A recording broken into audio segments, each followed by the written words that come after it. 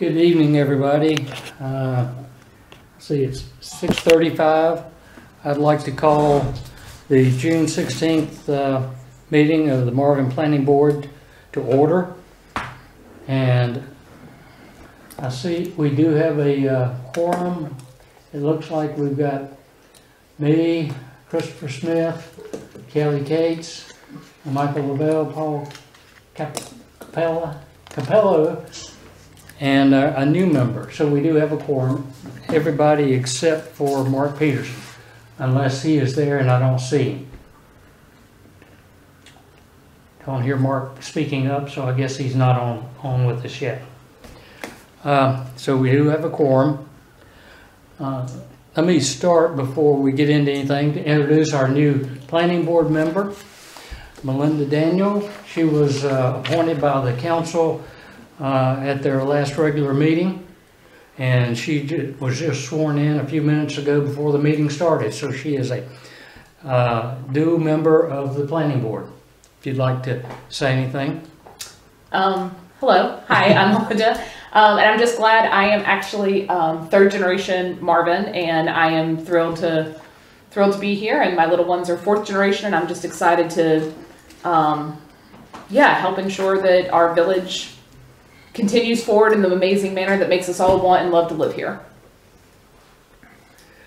Okay, so everybody review the agenda. Any comments, changes? Hearing none, I'll make a motion to adopt the agenda as presented. Any need a second? Everybody must have their mic off. You can. Well, I wasn't here. I'll second. Okay. Oh, there we go. Everybody did it at the same time. Okay. You got a second? Was that Michael? Michael, was that you? Or? Yeah, that's fine. I think everybody did it, but you didn't use me. Okay. All right. And I will say that I'm going to... Need to vote. Oh, Need to vote. excuse me. All in favor? Aye.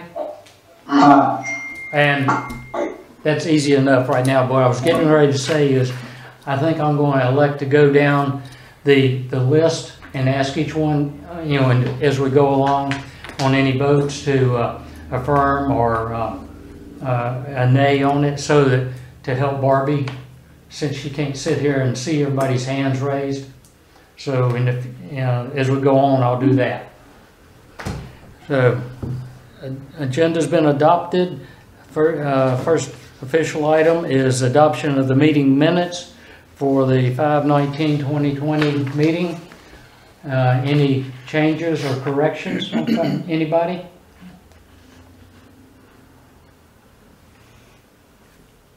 I think it's 5/19 meeting, John. Did you say 5/29? May 19, 2020. Okay. I thought you said 29. My bad. No. Well, we're going to go quick here. Yeah, okay, so I'm hearing no changes. Hearing no changes, do we need to vote or just... They'll need to, someone will need to make a motion to Someone adopt. making a motion to approve?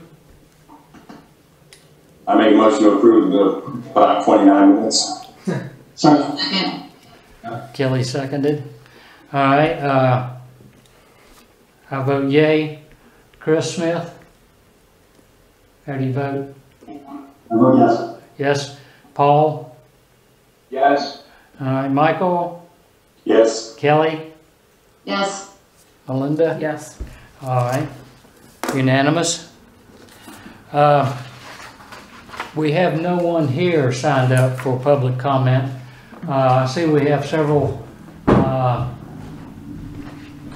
members of the public on streaming with us. Does anybody wish to make a comment?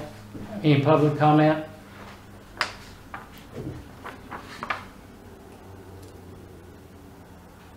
Hearing none, I will close the public comment period.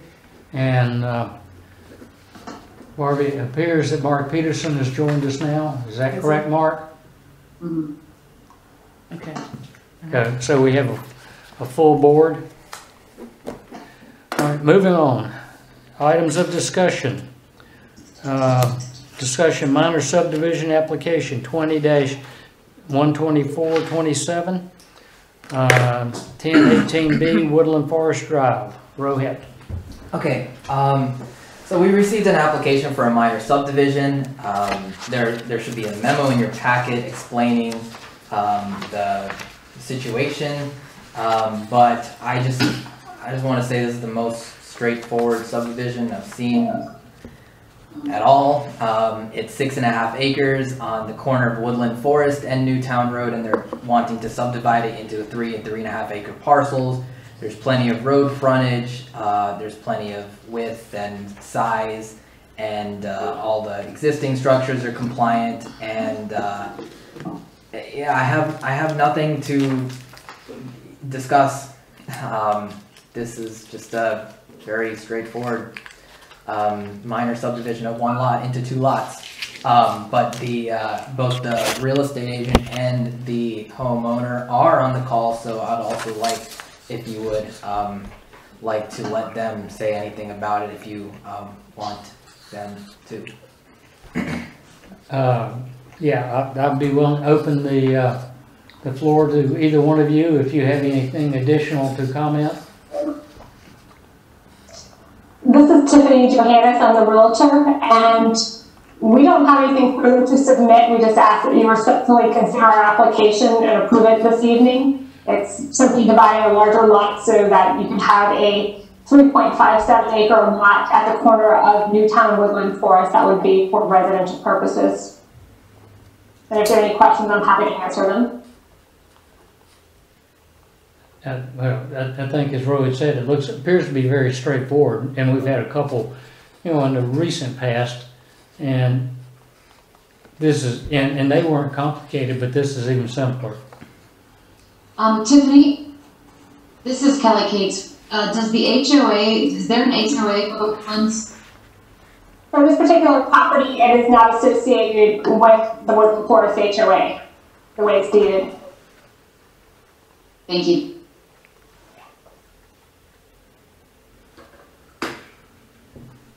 Any other questions or comments? I have a question for Yeah. clarification purposes. I know that this one is the one that's up for sale, living close to there.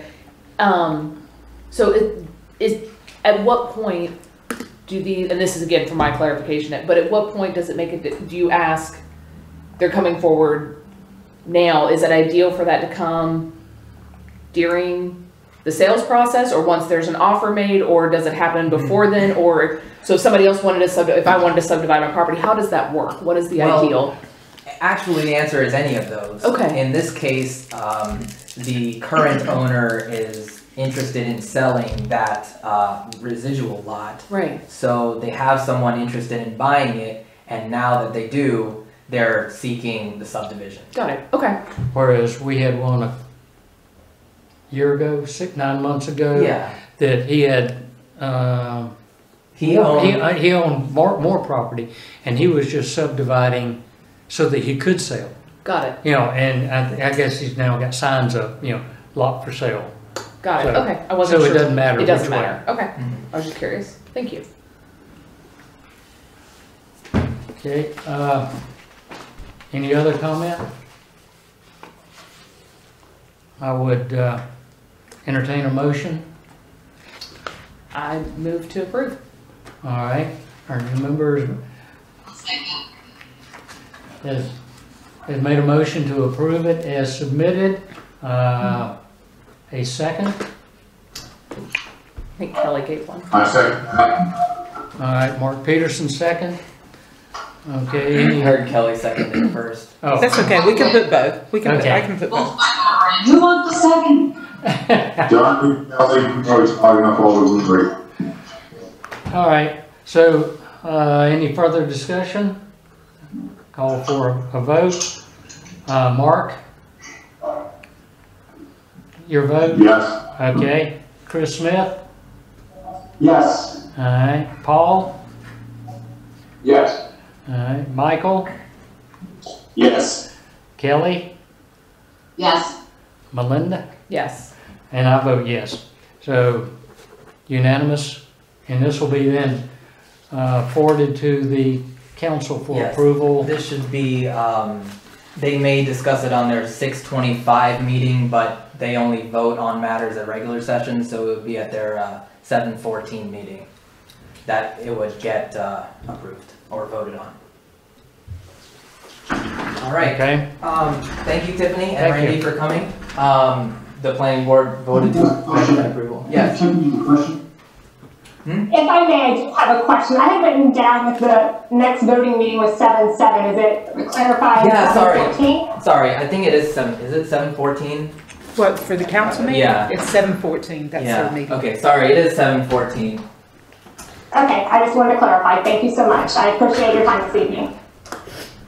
thank you. So, next up is update on the code reorganization. Are you ready, Rohit? Yes. So we obviously didn't have the special meeting that we talked about last time. There's just some delays in this. The process is taking longer than expected.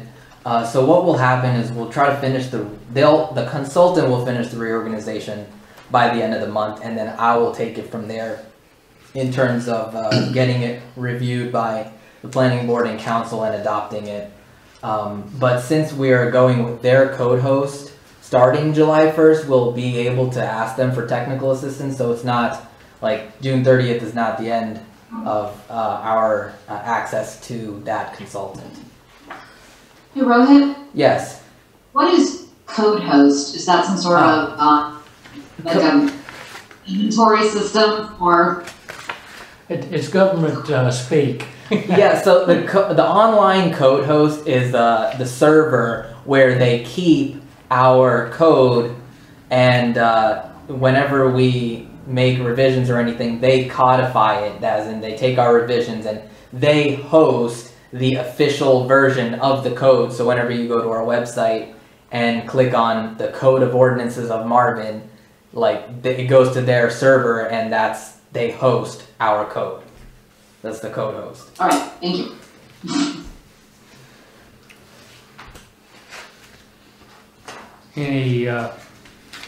In other words, we didn't have a special meeting because they didn't finish their work, But they will by June 30th. which is their contract date. Right. And then we will look at it in July or something Yes, yes. later. So it's like all government things, it moves slowly. Yeah. Okay, moving on, if there's no other questions regarding that. Summary of the Construction Professionals Network Institute workshop. Okay, so we whipped this memo up immediately after the workshop ended last week, Thursday and Friday. It was a really amazing experience for experts to, weigh in on what we're thinking about, and and all the different aspects, the commercial and residential uses, the streetscape, various property owners' opinion and how they should weigh in to the design of the project. And in the memo, I listed some of the interesting, topics of discussion. And since it was a workshop, the property owners all, pitched in, and there were even some residents that came to pitch in their input. They came up with a lot of different traffic calming methods. I think they were in favor of parallel parking as well. Diagonal. Diagonal parking. They thought as well that it was critical for the Crane store to be repurposed into something similar. They came up with the interesting idea that the west side of the district, which is the Marvin Road side, should be more focused on office, and then the east side, which is Marvin School, could be the more traditional restaurants and shops type of uses. And that really works well because there are some property owners on that side, the west side, who don't really want to see development as much, and it would significantly decrease the impact of commercial activity if there were only offices on that side. They also said Marvin Eford Park was, not really well located, and it would be beneficial to see about selling the park and then using the funds from that to make a similar or maybe decentralized park in the Village Center area. There were already people, I already got emails saying, if you were going to do that, I'd be interested in buying it, maybe $2 million. And then there's also several 25 acre parcels there that would be suitable for such a park that we could just start from scratch and make something very suitable to be next to the Village Center.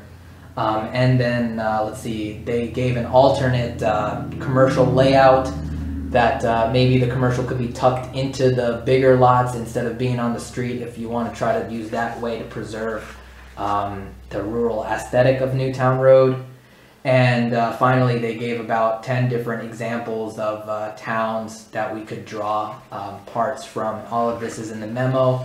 And finally, they're going to give a real report to us in about 2 to 3 weeks that they're going to present to council, and we could I could either present that to planning board, or I could invite you guys to the council meeting that they present at, whichever works out better. I participated or listened in, or to the entire workshop, and I know Michael, you were at least there on part of it. I don't know whether you were there the entire time, and I don't know that I saw. Well, Melinda was on, even though she was not an official board member at that time, but I'm not sure that I saw anyone else's name pop up, and maybe it was just a problem with There were a lot of people. A lot of you have to work, and some of us are not quite in that mindset anymore. So, but I was very.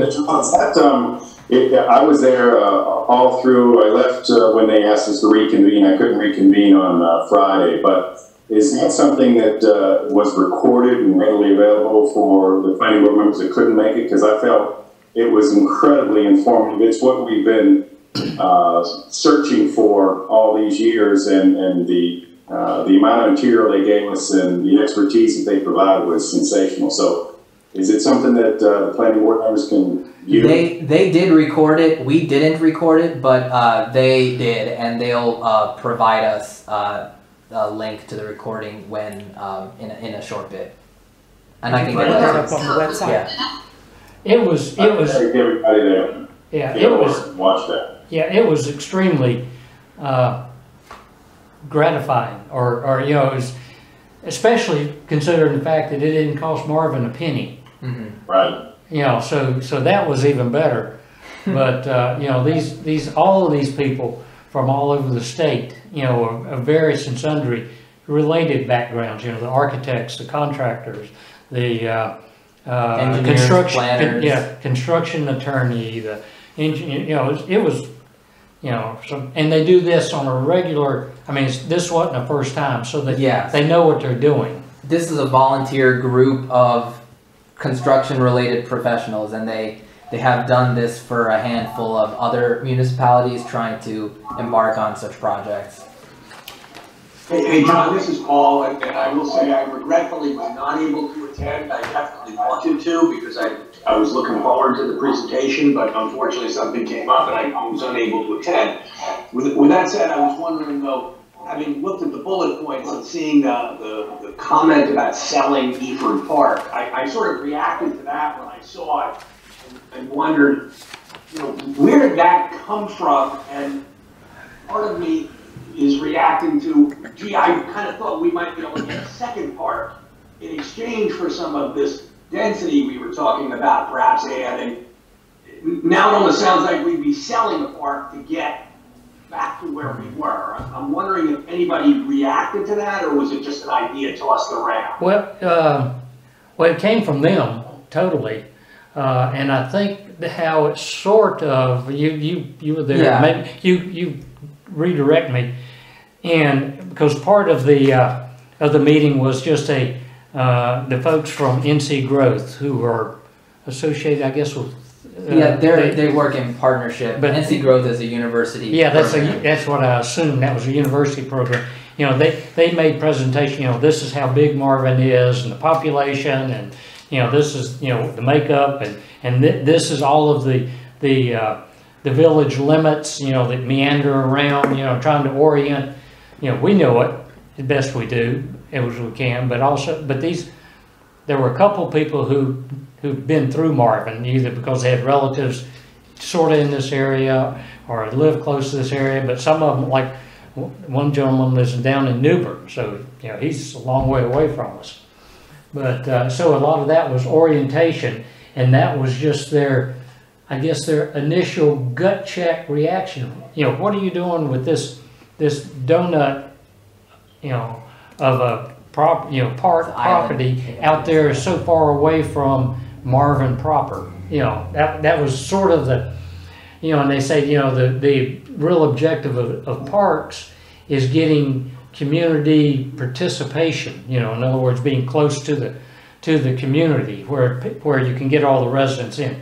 That's the way I read it. I don't think it was pushed anyway. Yeah, all of the ideas they presented, and they made clear that they were just presenting suggestions. They're here to help us. And so like John said, a lot of people had a fresh look on what Marvin is and its makeup, and realized, you know, that park would be much better suited in the center. And if selling that park, getting $2 million towards building a new park would make it happen, then that might be a route we want to take. What I heard, and I could be wrong, is I heard it more pragmatically than that the idea was if we were going to try to make a heart of Marvin where people would be walking around, it made sense for them to have access to the park. Right. So they could walk to the park. So if there's going to be whatever in, you know, I'm pointing around here because this is where we are, but if it's going to be here, then maybe the park should be in close to that as well, so that you could enjoy all of the things without getting back in the car and going elsewhere. Exactly. And sort of back to Paul, your question of, you know, I was hoping that we'd have more parks. Well, you know, that would be good, but it costs more money. And this was sort of well, you can have a park in the center of town without spending any more money kind of thing. Yeah. You know, utilize your equity or your assets. It kind of seemed like things were going to be kind of tight through there anyway. Now to say to add a whole park to the magnitude of Marvin Ebert Park seems like quite a big tack on. If we have the money to pay for it, there are a couple of prime properties I think it would fit really beautifully on. Like Mr. Luke's property. Well, like he's not going to just formally purchased it. But right off the bat, Russ O'Dell came and said he would be willing to give his or most of his property for that park, and the mayor and who was also there thought that was a fine idea too. And they were discussing things like, okay, well, if Russ O'Dell's property is going to be some sort of development cohesive with Village Center but not commercial, then that might be the suitable location for this park, given that it's just the right size, it's right next to it, and there are many adjacent homeowners who would not like to see, you know, more intense uses like denser residential or commercial. So putting the park there might be the perfect, you know, balance between everyone's desires. And sort of, as Roy had said, it's a fresh look by, you know, someone who doesn't have any money in the game here, you know, kind of thing. You know, they're not here. They're not living here. They're not making any money. You know, so it's totally fresh look, and all of it is pure at this point conversation. Yes. As well, because it's not a, you know, this is what you must do report. This is our thoughts and ideas of professionals. So John, the reason I'm reacting, frankly, is that it feels to me like it's ancillary, that Eford Park sort of has nothing to do with the downtown district. And by tossing it in as if we're prepared to give up Eford Park in exchange for something, almost feels like we're negotiating against ourselves before we've even started. Well, to me, the willingness of us to accept this denser downtown district was in exchange for something that we don't already have. So to put this park on the table, it troubles me at this point in the discussion, that's all. Well, I don't think it's on the table as far as the village is concerned. It was just wow, never had that kind of thought. Yeah, and it was what it really was just throwing ideas out there. John, are they going to come back, I think, in 2-3 weeks with a summary report and conclusions and recommendations? Yeah, they said they would complete the report in 2 to 3 weeks and then present it at a council meeting, so it may be the 14th, it may be the 30th. Right. Did they have access to the survey? They did. Okay. And so when they were making the suggestions, were those then also in conjunction with ordinances, or did they not look at, so I'm thinking like specifically about like the view shed buffers and things like that. Have they given any consideration to those things? Did they have access to those? Or I don't know if just like, because some of the stuff they talked about, it sounds like it is against some of the things we've already put into place as a village to help protect the way things look, right? So I would think that parallel parking would probably go into that, right? So did they have access to that as well? Or was it just like, we've read the survey, no access, or did they not look at that? Will they look at that before they give us their actual recommendations? Well, they've looked at the survey. I don't know if they looked at our ordinances, but the idea with this village center district is that we kind of erase some of the lines that we put in the residential district in Marvin, and just try to start from a little bit of a blank slate. Obviously, incorporating a lot of the things that make Marvin, but the view shed buffer of 85 feet. It may not make sense for a downtown district, and maybe we want those buildings right up against the road. So those are some of the things that they could look at without the the blinders of having been here the whole time and having looked at this project for years, like a lot of us have. Gotcha. Hey, can I ask a question? Sure. Is it realistic to think that we could get something like what Paul was saying? The echo is so bad. Is it realistic to think that the developers, the landowners around would actually willing to give land or sell land at a discount rate in order to provide a park or something in addition to what Paul was talking about? I think that selling Beeford is a really interesting idea, but is it realistic to think that we get something out of this for free? Right. Well, both Russ O'Dell and Scott Lett have mentioned that they think this idea is interesting. Not have talked to them specifically about if they would sell at a discount, but that's a start, I guess, for them to buy into the idea. And can I back up just a second, because Kelly, you just used the words "for free." And I'd like to be, again, very clear here that right now, we don't allow what's being discussed here in Marvin, right? In Marvin, 1 acre, 1 home, that sort of thing. So for us to move off of that is a concession. So what we get in exchange is what we should be talking about. Giving up a park because that's the only way people will go along with this deal seems to me like, no, time out. Right. Now we're getting... It doesn't have to be the only way, of course, Paul, and you don't have to worry to that extent. I mean, when we get into talking about the details of the district, and we're talking about, these patio homes or whatnot, 10 houses of patio homes will take up maybe a quarter of 20 acres, and then the other quarter might be like a 5-acre park, something like that. So there is that option where, we allow denser development, but still not having an overall density that's too high, so that there's like conservation subdivision, but a little bit more than what we allow currently. So there, all options are on the table, and I just want to say that so that you don't think that any of these things are going to happen. They're not finalized or anything like that. Yeah. Understood, Rohit, and I appreciate what you just said. I'm trying to be very careful that I don't find myself getting sort of following a trail and then all of a sudden looking back and not knowing how I got where I am now. And the mention of Eford Park in this makes me begin to feel that way. Like, wait a second, where did that come from?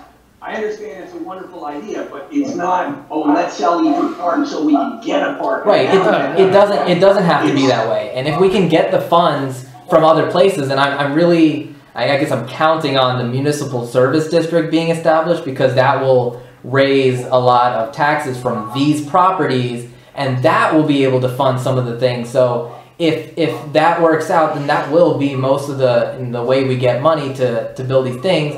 But selling Eford Park was, just to circle back, was, you know, the idea that why is this park all the way out here? Why not sell it and then build something, you know, great here if you want. And I think, you know, obviously, you know, a conversation about selling Eford Park is not planning board's conversation to begin with. You know, that's a council consideration there totally. But I guess the way that it sort of got around, you know, to that conversation was, you know, they're once again looking at this strange, you know, village map, you know, that just meanders around. And then they sort of started talking about how come all of these subdivisions are not in Marvin. And, you know, can you get these subdivisions in Marvin? Which then, you know, we've become more consolidated, etc. You know, and you know, then, you know, I know the mayor and several of them were talking, well, you know, we'd like to have them in, you know, they don't want to come in. We're trying to figure out how we can convince people to join the Village of Marvin. And that's I guess maybe that's the way that conversation meandered off to being, well, you know, this park is over here by itself. You know, it was not necessarily that, you know, the park is useless way over there. It's, you know, how come all these people who live around there are not in Marvin? You know, and how, you know, why aren't they in Marvin? And that's sort of how that, and it's just conversation, as I say, the whole thing. But I guess maybe that's how it wandered that direction. I would just like to say I kind of agree with Paul, but I also feel like at this preliminary stage, we're not diving way further into this than we really need to. But I also have never considered that, you know, it almost sounds like, oh, we're broke and we have to come up with the money to somehow do this. And I know that's certainly not the case. I personally love Eford Park a lot. I think it would be a big decision in the community to get rid of it. But again, I think seems like a little early to spend much more time with us taking this around. Yeah, I think that would, you know, out of everything, that's probably. I just want to be on record that we don't give up anything before we get something. That's all. I just want to make sure that the people who are talking about this project understand that this is a stretch, and for us to be willing to give up, you know, setbacks and on-street parking and so on, that's in exchange for something. I haven't heard what the something is that the town's going to get yet. That's what I want to be clear on. Fair enough. Completely reasonable. I agree with you. And Paul, just for clarification, I only meant free as we don't have to write a financial check, not that we wouldn't be trading. Yeah. I'm going to dabble in and agree with Mark and Paul. I think, first of all, I think this is the cart before the horse, because we're a long way from even establishing what we're going to enable the property owners to do. And so I think discussing, you know, selling Marvin Park is kind of a way out there. Well, and jumping in with these gentlemen, that brings up a question, and I apologize, you know, being the new kid on the block, I've gone and read as much as I can in the background, but the denser population, right, or the denser buildings, the patio homes, the assisted living and things that were discussed, I didn't see in the survey where people said they wanted a lot more people to live here. So where did the idea of having denser population housing, unless I missed that in the survey, I didn't see anybody say, you know what I really want?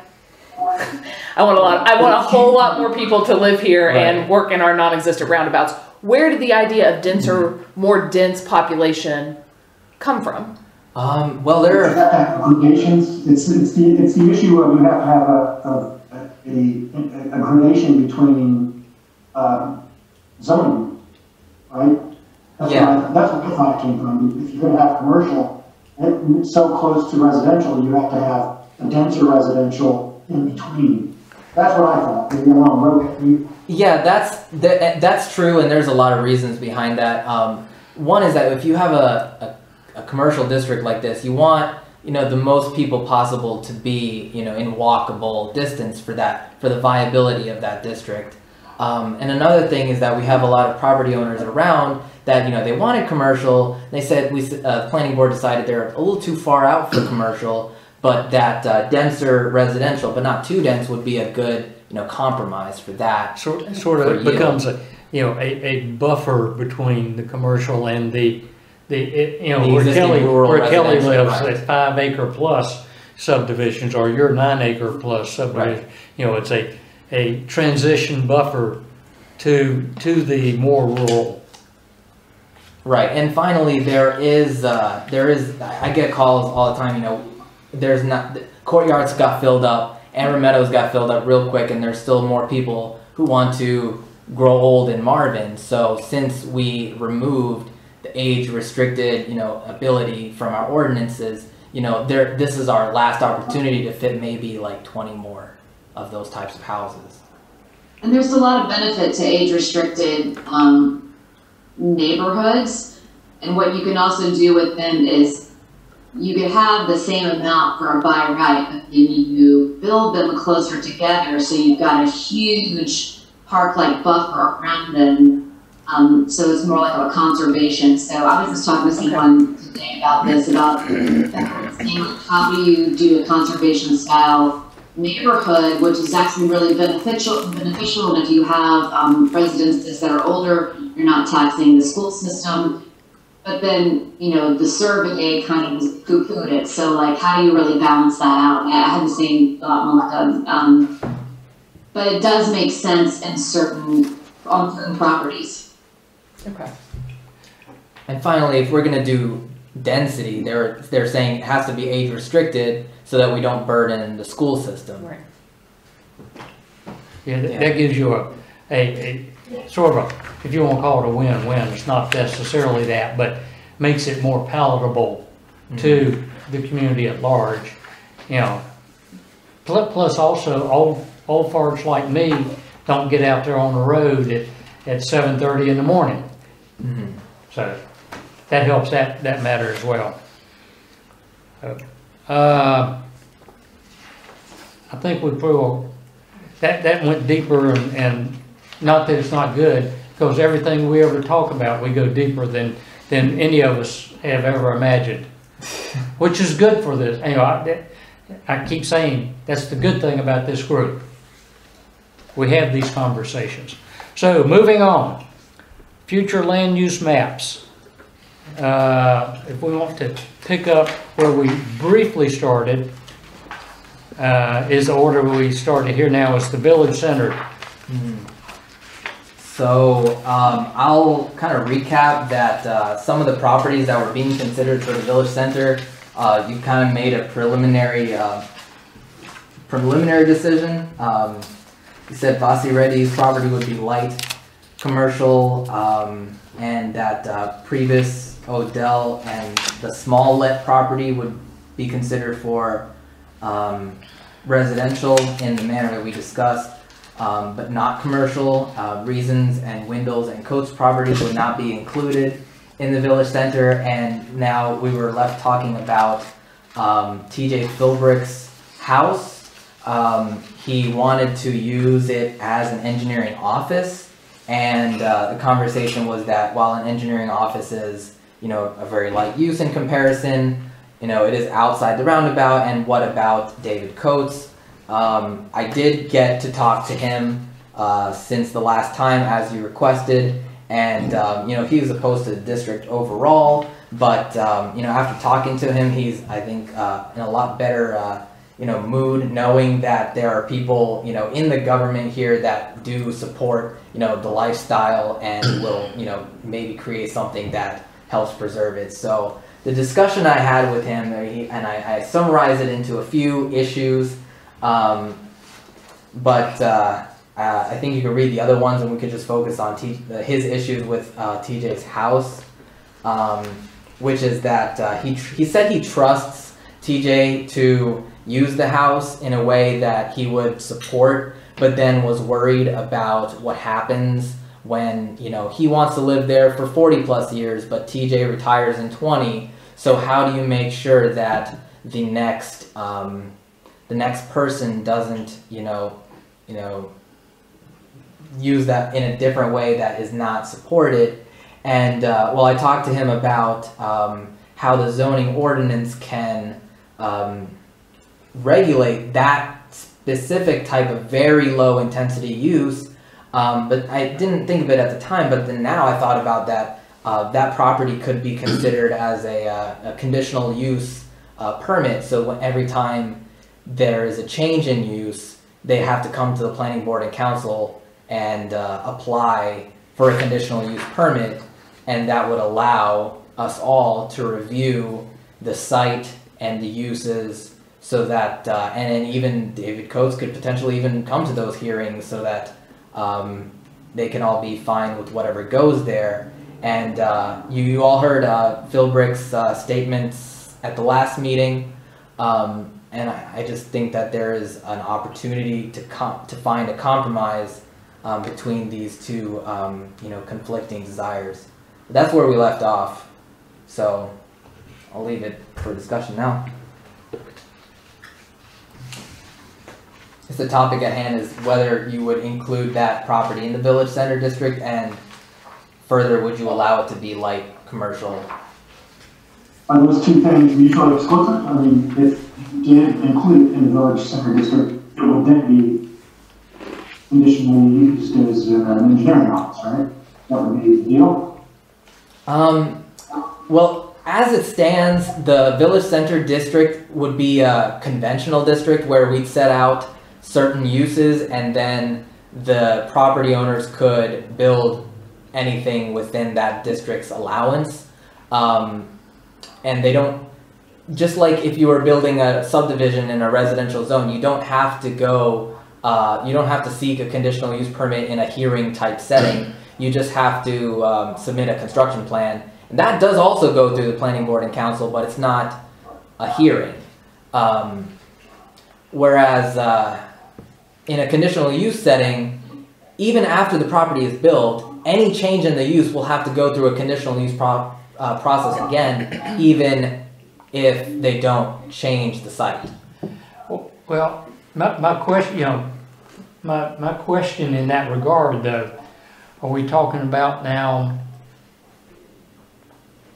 multiple different zoning call it zoning classifications or overlay districts or whatever we come up with, you know, that we've got one set of rules from roundabout to roundabout, and then maybe we're going to wrap around, you know, with Vassaretti's property, you know, and that's a different, or we're going to go up to PJ's or TJ's property, and that's a different. So, you know, how are we going to, you know, conceptually make all this work? Is it multiple different zones, or, you know, I don't know how it works yet. Mm-hmm. So I can explain that too. So when we did Marvin Gardens, there were 5 envelopes. That's obviously one zoning district, but there were A, B, C, D, and E. And in A, I don't remember which was which, but in A they said Publix goes here. And in B they said 4 out parcels go here. C was maybe 25 houses go here. And then D was the road and E was a park. So it's definitely, we have a blueprint to do this district the same way as that without too much complication. So, even though we don't have that zoning now. I'm sorry. Are you basically saying that we can have, you know, 3 different options and choose an option at a later time, or what are the envelopes you're talking about?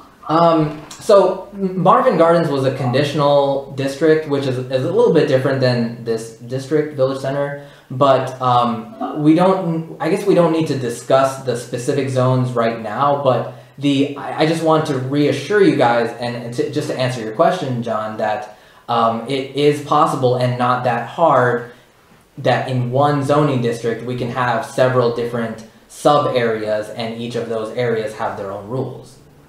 Okay, so that's what you're referring to as envelopes, is different Right. sub areas on a specific zone. Right. Okay, so I think with Russ's, interest in having a park, and with NCDOT's putting the roundabout off for at least another year, is there a way to, like, we don't know what is going to go, we don't even know if the roundabout's really even gonna happen. Don't say that. Look, I'm sorry, I'll believe it when I see it. When they start breaking ground, I'll be like, oh, it's gonna happen. But we don't know what's going on Russ's property. And, I mean, those are a lot of questions that are surrounding TJ's. Is there a way to make a decision at a later date? I guess what I could recommend now is that you could draw a boundary for the district as a whole, and then put footnotes in that recommendation in the future land use map. Just going back to the discussion that the future land use map is part of the land use plan. Yeah. So for now, you can just say his house is being considered for the village center district, and just put it as in the boundary like it is in your in the memo here. Let's see.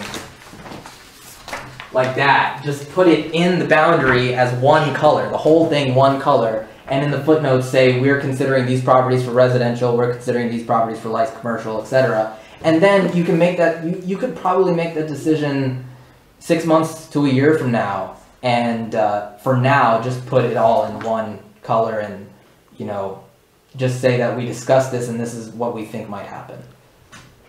Is there a way to put slightly more restrictions on that particular parcel? Because in 6 months, who knows? It would be considered at a later date. It's just to group it in there to me. That's sort of where I was. Yeah, I don't want to just. I don't want to take a highlighter and just highlight all this property and say this is all in it, and we'll figure out what to do with it later. I'm not real crazy about just throwing that out there yet. Yeah. I mean, I understand your apprehension, but at the same time, this is the future land use map, and it's not like the final recommendation for the village center district. Because here, example, the yellow highlighted on the map now only includes the 300-foot depth or whatever. Mm-hmm. In a previous conversation, you said that, oh, but we can't just zone the front 300 feet of Scott Lett's property. Right, unless he subdivided it. etc. The whole thing's going to have to be highlighted yellow. I hear what you're saying. I'm just not sure how to accomplish that yet in this future land use plan map. Because we can't present the map like this, because that's not evidently physically or possible to do that within the ordinances, even though they're not written yet. And so that's why I'm creating this subzone map. I'm going to share my screen. Let me know if it works. Let's see here, come here. Let's see.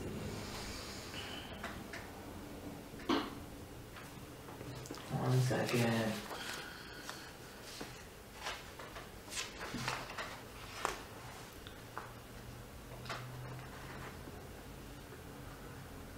All right.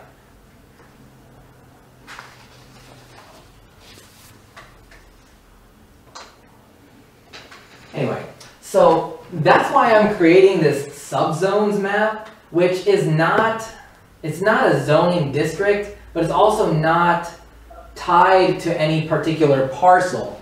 So you can look at this map and glean that, okay, if the purple areas were commercial, then they would be restricted to this area. And the yellow areas and the green areas are housing, so they would be restricted to that area. And you could put this in the future land use map as well, just to show the people of the near future that, yeah, if we were to bound this whole district and call it the village center, within that district, we're also thinking of these, you know, transitional areas.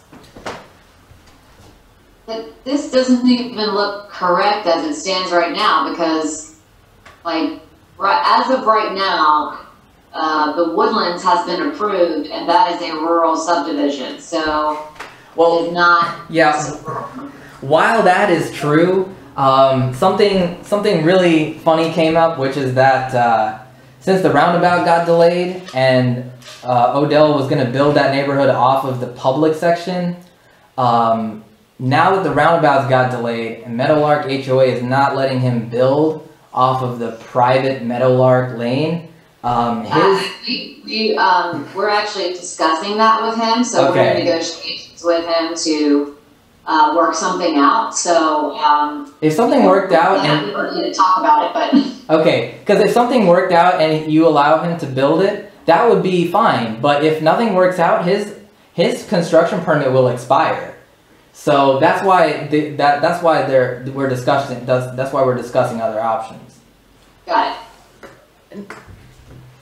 And then all of this is predicated on the ability or the assumption that we will be changing setbacks and all of the ordinances as they stand now, right? Because I'm looking at this and also seeing like there's not enough depth right now to maintain that we drive through and we don't see everything up against the street. So is this running under the assumption that those are going out the window? Yes, that would create a brand new zoning district. Okay, so that's happening regardless. Well, I don't want to use the word regardless, but the zoning ordinance is second or third after the land use plan. You know, so you make the land use plan under the assumption that the ordinances would change. Yes. Yeah, the ordinances. You know, you have to have the land use plan first, and then the ordinances, whether it be for village center or a commercial, whatever it is. Then you have to create the ordinances to support the land use plan. Is the way it works. So let's just, if we're like a bird and we're flying down, you'd start with the 50,000 foot view, which is the boundary and the concept. Then you fly down to the 10,000 foot view, which is the detailed uses, and then you fly down to the ground level, which is the specific implementation. That's the ordinances. But you still have to have a plan to say, to the council, this is what the planning board recommends, and then the council will direct staff to make something that makes it happen. A land use plan is a long-range vision. Right. That's a vision plan. And then you create the ordinances to match the plan. To match the plan. Right. Okay, I thought that the ordinances were there to help direct plans to prevent us from going a direction we didn't want to go. No, the plans always come first. Oh, okay. Gotcha. Just like the land use plan calls for the standard Marvin one house per acre, right. Residential, or the rural farm zoning district, whatever that's called.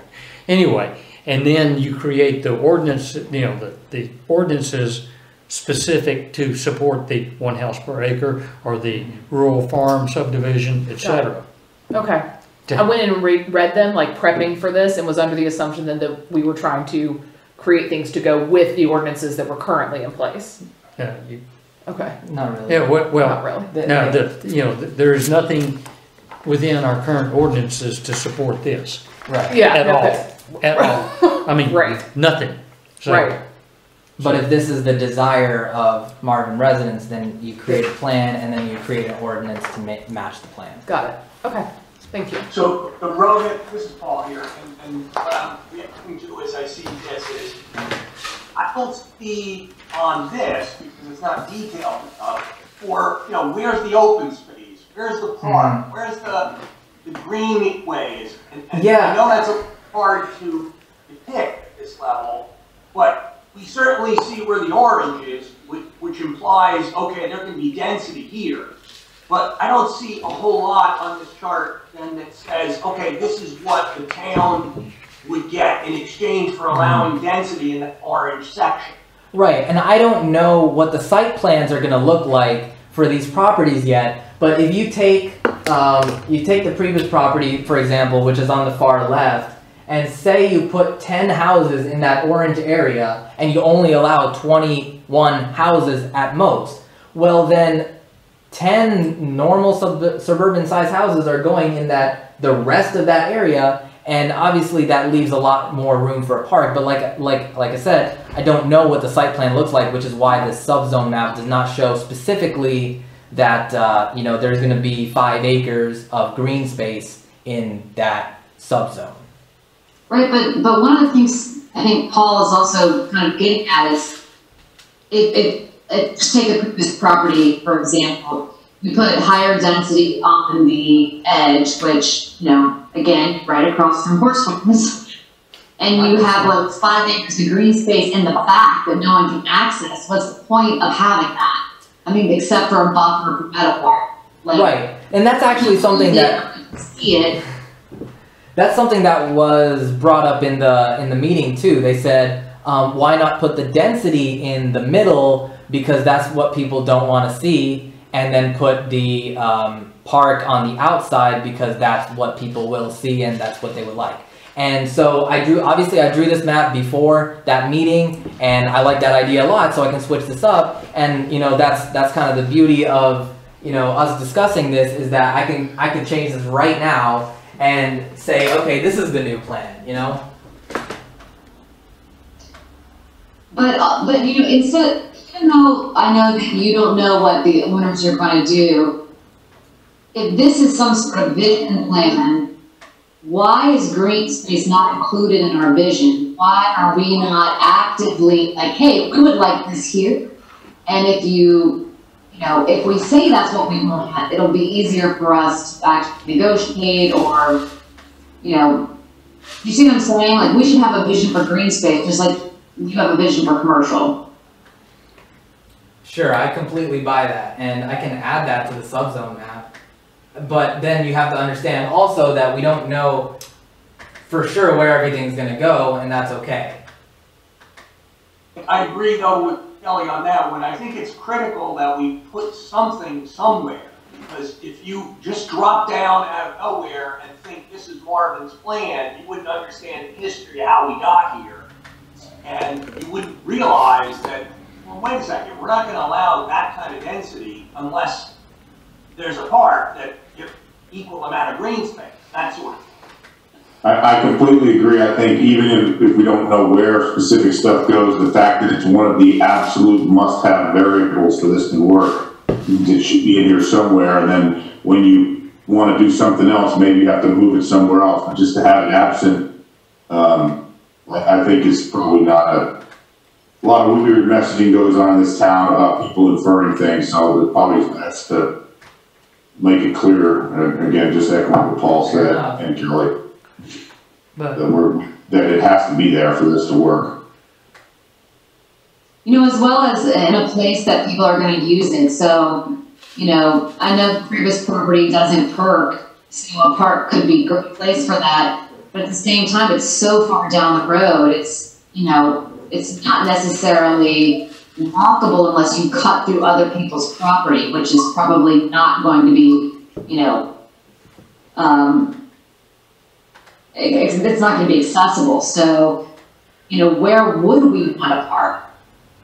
Right, in the front probably, kind of more like that. So if you were to look at the density is in the middle where you don't see it, the park's on the outside where it's in the front and it's accessible, and then the middle is also kind of filled in with some more suburban type density.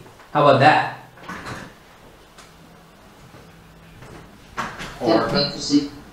Interesting, right?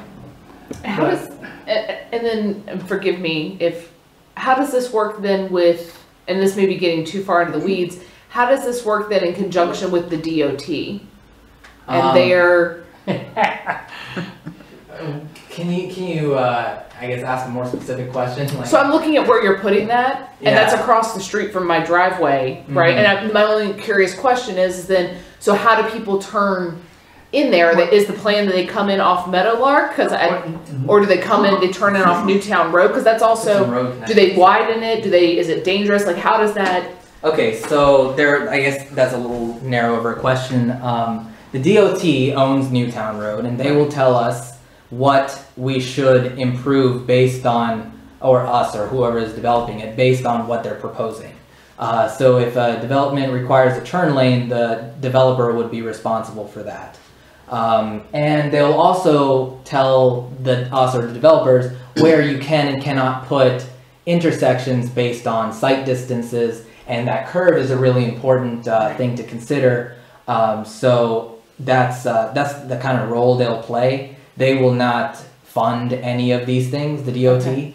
The developer would be responsible for that. But we're also looking into that special taxing district to say, if we come up with a common intersection, maybe a fourth roundabout, for example, then we might and a fourth roundabout might go somewhere maybe where this, either one of these, probably this one,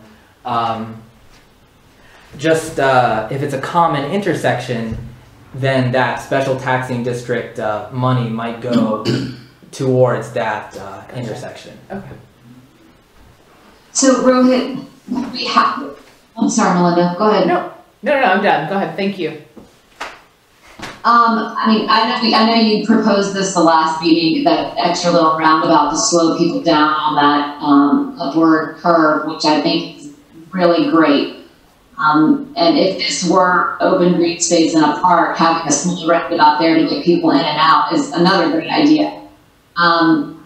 We have to include these properties as part of districts in order to get that money that you just referred to.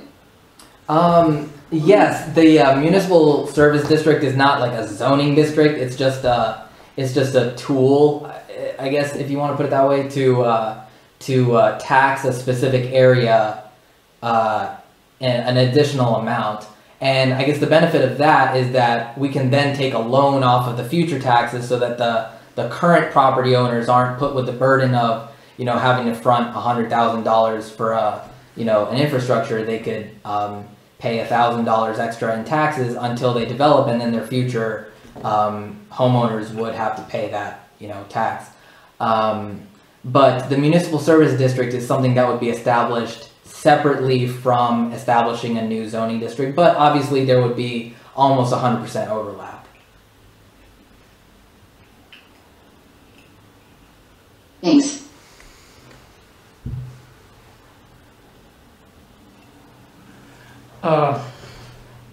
Back to Paul's comment about, if we're going to designate this district, Paul and Mark and Chris, Paul, I guess, or Kelly, that, we need to designate a park. Well, does that mean we're going to go in there on whoever's property it is and say, your property is going to become a park? No. I mean, that's I don't think that's fair to say. Yeah, I don't think it is either. But I'm not sure how we do that. The way I figured it is that we would just require that any tract developing would be required to dedicate 15% or some 25% or X percent of that tract to a park. And then so say if, for example, Priebus and Odell were going to develop together, they could put those two 15% right up against each other to make one big park. Mm-hmm. Has anybody thought about approaching the church to see if they'd like to do a trade? Maybe build a new church down there at Easter Park and we could have that whole big giant space? That's an interesting idea, but it is interesting that the workshop, the people there said that they thought the United Methodist Church was an interesting location for the Village Hall because it's not being used as a church mostly right now, and it's just got very historic facade value. But we didn't talk about a trade in that regard. Let me write that down. spitballing, just so it's. Yeah. Yeah. As Paul has a coronary. Y'all are using Easter Park as a bartering tool. Yeah, As long as we get a really cool new park, I mean, again, I'm not in favor in the slightest of getting rid of Eford Park. I might use the word anyway, but just if we're gonna talk about like getting rid of it for part of it, that piece of property there that George has is like the gold of the whole thing, isn't it? I mean, that would give you so much flexibility on every other issue. yeah, but they were, all of that came out sort, like I said, in conversations about assets that, that Marvin has, and you're talking about the churches, both churches. Those are both in their eyes great assets, along with the trees and the shade and stuff. And they said you really need to work. And the conversation was, Banks Presbyterian does not want to let go of anything as far as selling any property. And they said, well, you really need to work with them and see about somehow utilizing, this huge tract of trees and green here that they have. Either it's the Banks Presbyterian Park or something, to utilize that, which is a great possibility. And as I said, maybe work with the Methodist Church and say, you're not really utilizing it, maybe we could utilize it better, but it's still a great asset to the village of Marvin. Have a public park in between Banks and the Methodist Church, or even the Methodist Church as part of it would be ideal. Yeah. I thought so too. Yeah, and that's one of my early thoughts is, sidewalks and picnic tables and, benches and stuff would be great there. And the playground. Yeah. Anyway, gosh.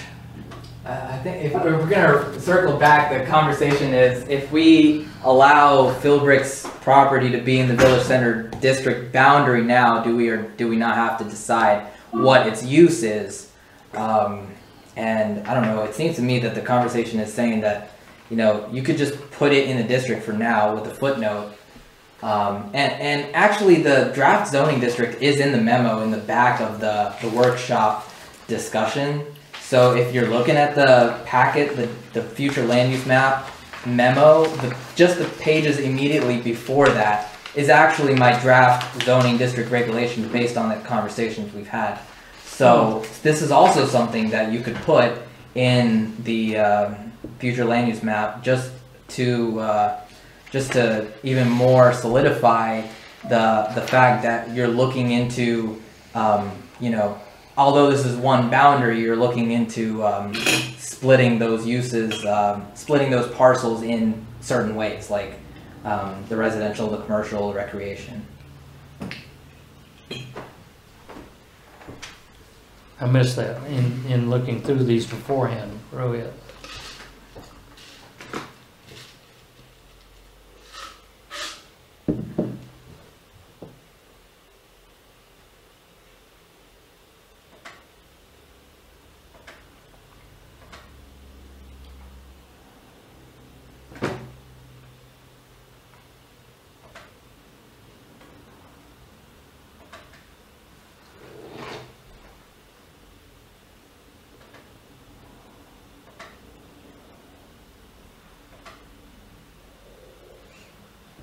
While people are reading, can I ask another question that maybe very rudimentary? Does this plan then get done in consideration with what Parks and Rohit, you do all of this, right? With what Parks and Greenway and all of, so do these things eventually merge and come together? Yes, eventually Parks and Greenways board will also become involved in this process, but it's planning board's responsibility to get it, much farther along than it is right now. Okay, and then they figure out how to tie in the walkway or everything that kind of got discussed last week, right? Okay, gotcha.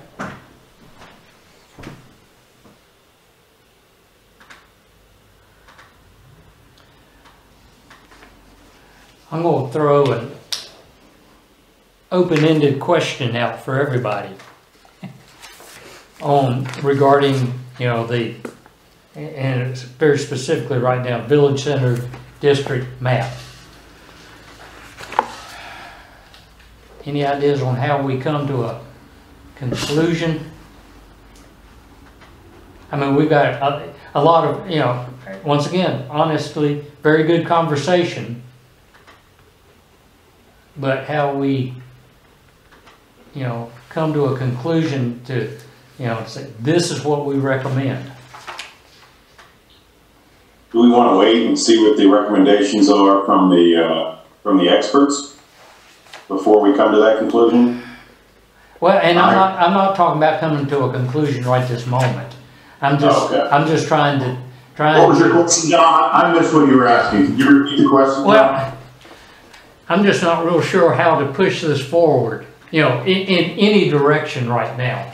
Well, I'm asking for a group conversation of how we move forward in our, you know, in our goal to come up with the map. That sounds sort of a stupid question, but no, that's a great question. Because you know, you've been around me long enough to know that I am not the guy who's going to say this is it, and everybody says you've got to do it exactly this way. Because I like all of this conversation, but we get down in the grass and can't get back up to see the overall picture. So to help answer that question, I think I can talk about why we're talking about this right now at all. And it's because your main goal right now is to complete the land use plan. Chapters 1 through 5 was text, and you completed that and sent it to council. Chapter 6 is this map right here. And based on changes that occurred between the time this map was adopted and now, there are some things that we need to rediscuss. Not only that, but there are some kind of mistakes, I would say, that are in this map. I'll try to put this up here, but actually, while I'm screen sharing, you can't see it, but it's in the packet. The future land use map was in the land use plan, and it needs to be rediscussed because of various things that changed. So the conclusion then of this discussion would be to create a future land use map that you think would be a good guiding map, like the land use plan text is a good guiding text. And it may be simple as this, you know, it may be as simple as just drawing zones. This is the village center, and obviously the existing zones are easy. And then, you know, this is the annexation boundary, and this is proposed other commercial. But you don't have to know what they are in a plan. All you have to know is that you're thinking that this is where it could go.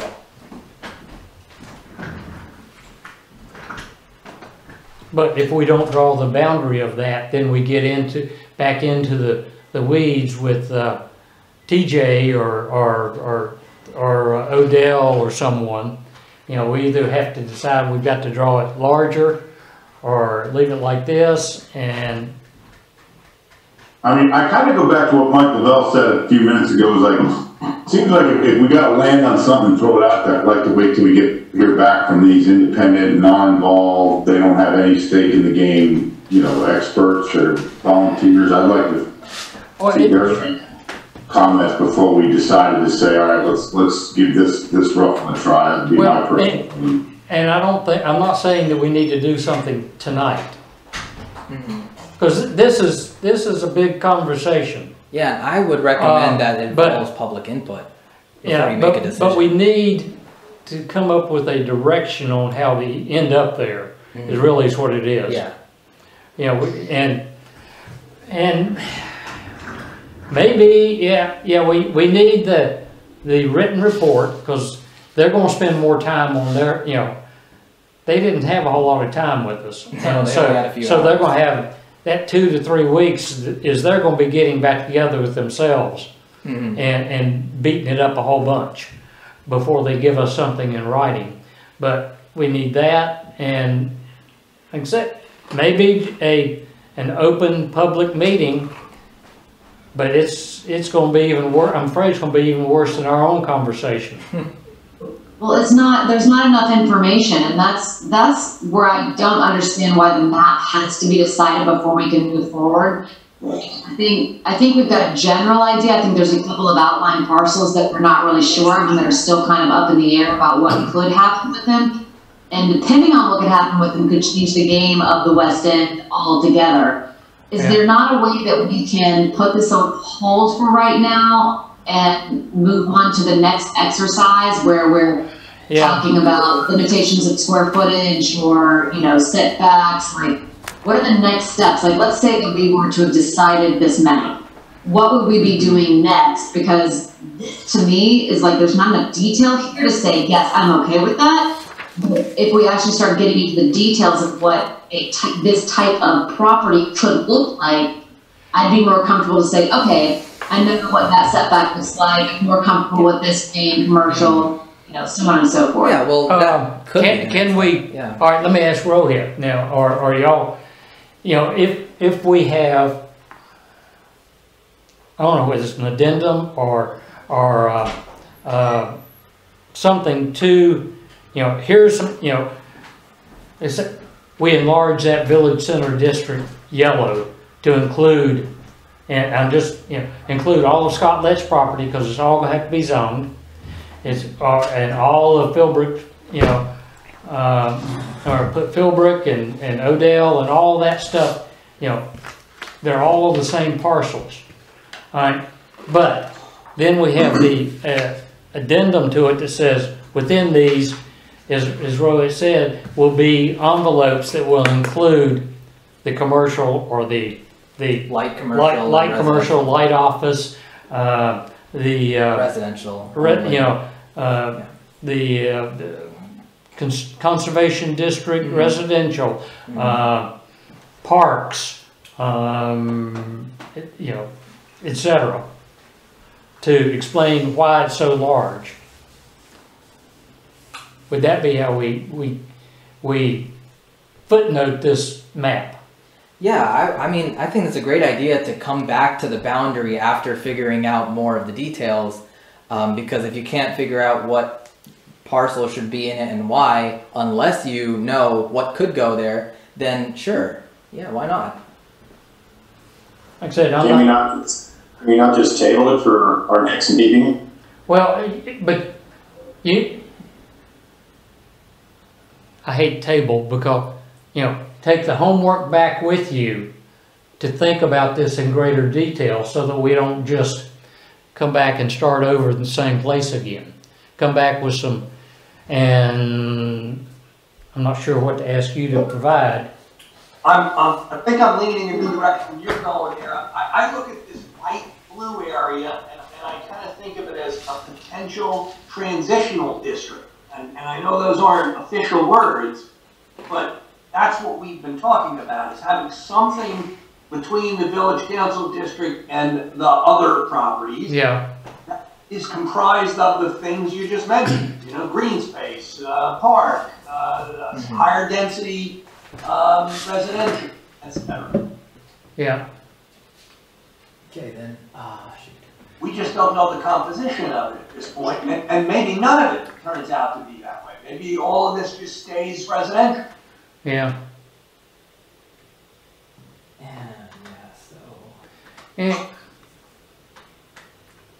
So I guess this may be more of a. Let me make this blue as well. But this may be more of what you're thinking then, to have like, maybe this is green, sorry, this is green. To not have a full, you know, this whole thing is the village center, but to have maybe, and a good way to leave the conversation for today is that these, like, this is the general district that you're thinking of, and you know, there are some transitional commercial areas and there's transitional residential areas. And then just as this, even this very future land use map says, designated maps are conceptual in nature, subject to future variables, further study and input. And then so that you don't have to make a decision on something you don't know the details of. Yeah. because, you know, like I said, I understand everybody's concerns. And like I said, not trying to lead it, but we've got to come up with something. And so think more about this. You know, I'd recommend that we table it with that until we get the written report from the that group, but also with the idea that we're going to come back with something that's going to maybe surprise people because it looks much larger than they were thinking. But so therefore we've got to have these footnotes explaining why and what it is.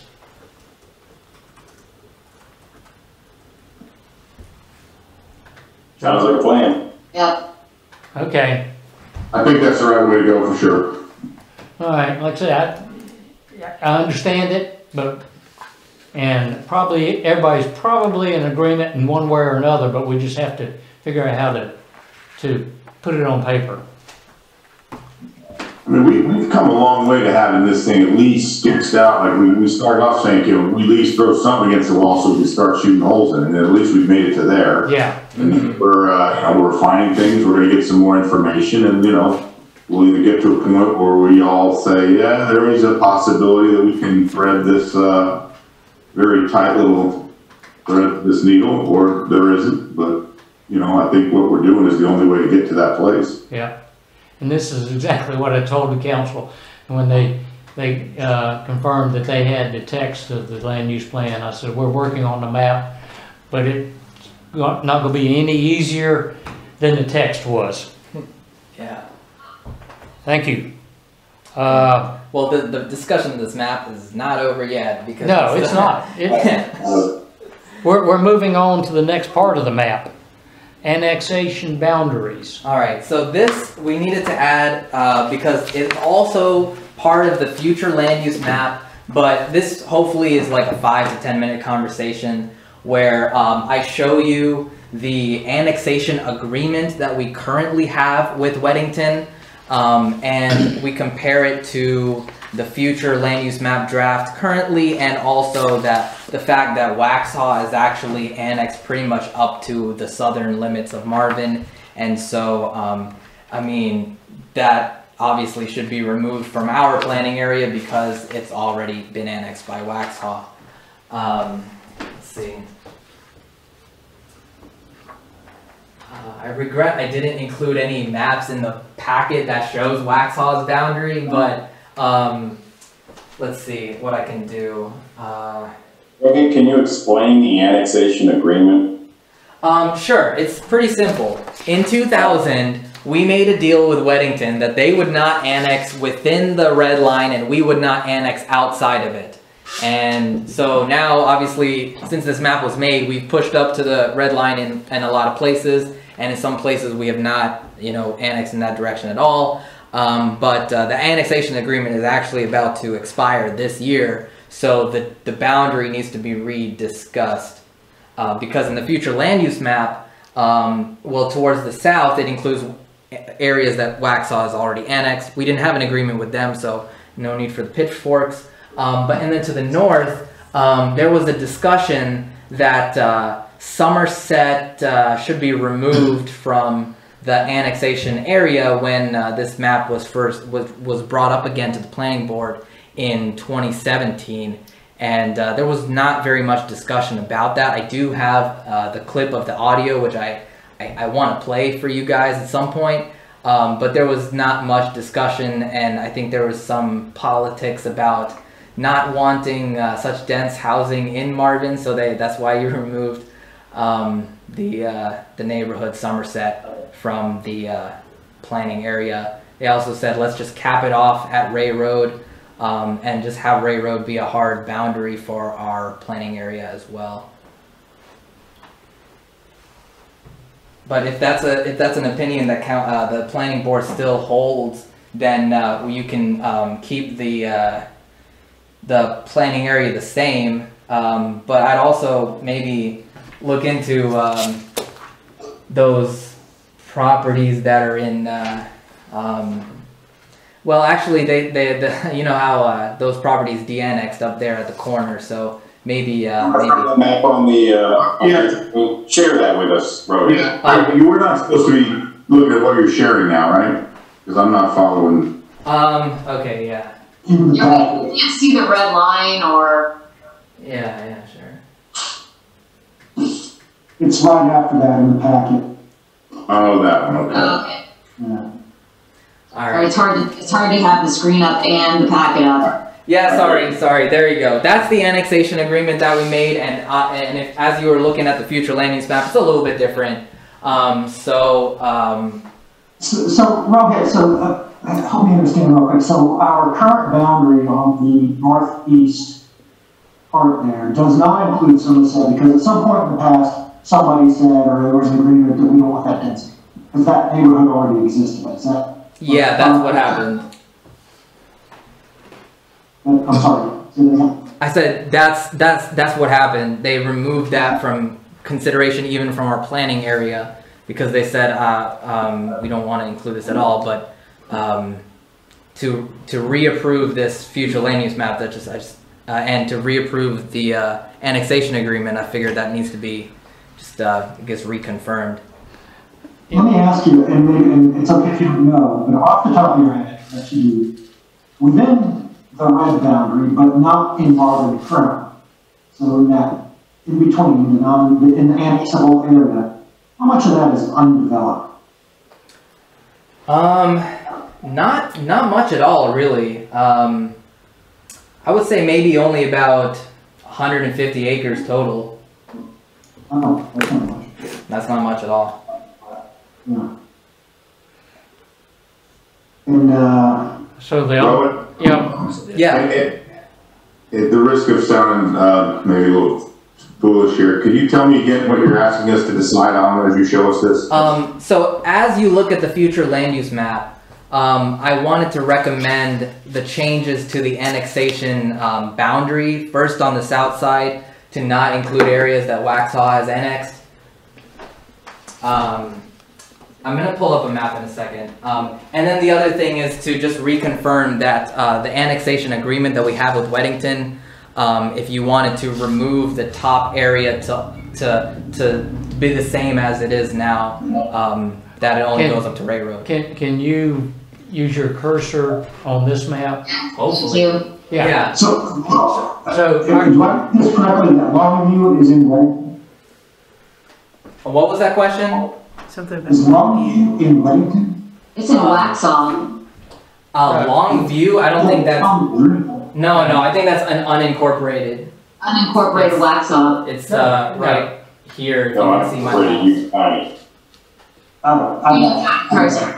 Never mind, I'm sorry, I'm seeing Hunter Oaks. I'm apologies. Okay, yeah, this is Longview right here. Yeah. Okay. Okay.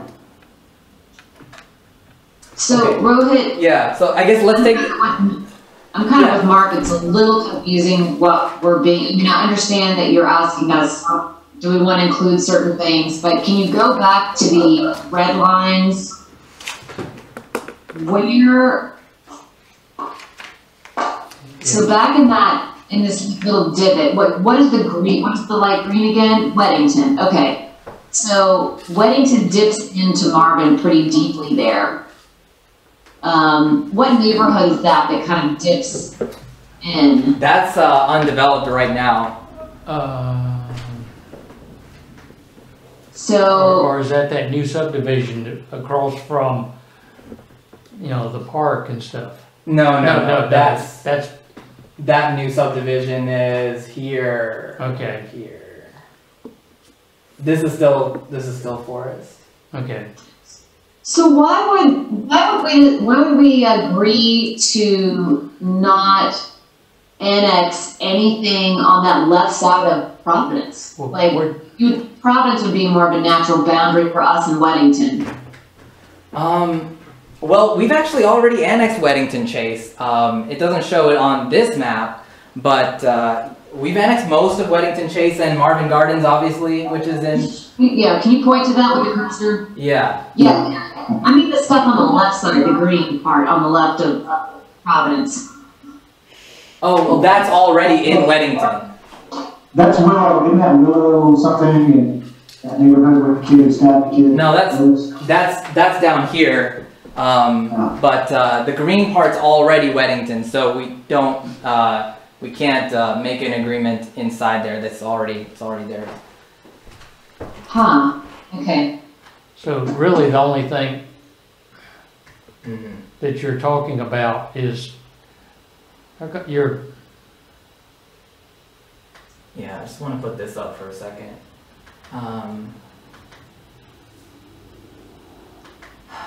Okay. So while you're pulling that up, so what if we all collectively just say, yeah, looks good, let's go. The only thing that needs to change is your approval that the southern edge. Now I've pulled up our current zoning map, and you can see in green, hopefully, on the bottom. That's Waxhaw right now, and so it's really kind of hard to see on this TV. But this is the green area here, all the way around here, and pretty much except for some very small parcels, Waxhaw is already annexed up to our southern border. So to change this future land use map to just remove that area from our planning area is the only thing that needs to happen today. And the northern side being different from our annexation agreement, you could just say, okay, let's just keep it like that. And then when we move forward in creating redoing our annexation agreement, renewing it, we would actually just remove that top neighborhood from the red. I mean, why do we? I still don't quite understand. And you're talking about Somerset to the north. Yeah, it's already built, so there's nothing to be discussed as far as, what size houses and setbacks and everything else. So it's immaterial. That's a good reason to not need to change the future land use map now. Well, but there is potential tax revenue there. Yes. If for some reason we could convince them to come into Marvin. Yeah, that's the debate. That is. I mean, we can't change what's built, and once again, show them on the cursor what we were talking, in general. We can't change what's built, but we could potentially gain some tax revenue. So, based on our luck in getting people to annex in, voluntary annex in, I'm not sure what the odds of that are, but why take away that potential? It doesn't cost us anything to designate it, does it? Do they own the roads there? I don't know. I think NCDOT owns all the roads in the area. Lots of times it would be. Okay, well then that's something. Discussion of the roads. That may be something to consider there then. But right now, if it's it's kind of like, what do you give me if I come in? Yeah. So before we ever got to that point, but at least if it's within the potential annexation area, at least we can have the conversation with them. And that's what happened with Weddington Chase. They talked with the HOA board, and that's how that got started. Like I said, I don't understand the downside of including that, unless someone else other than roads, or streets. Well, hopefully their tax base will pay for their own roads. But I guess the downside, back when I think Marvin was a little short-sighted, was that the politics would change towards higher density if all those people were in Marvin. It was kind of like a fear, but I don't think that's really as much of a fear because of how, developed, basically 95% of even this planning area is already developed. So I don't think that's really a legitimate fear. So if they came in, what would the boundary look like after that if they came in? The boundary would look like this red boundary up here. It would basically just be the same. And the reason I'm bringing it up is only because it's different than what's on your future land use map. Okay. Yeah.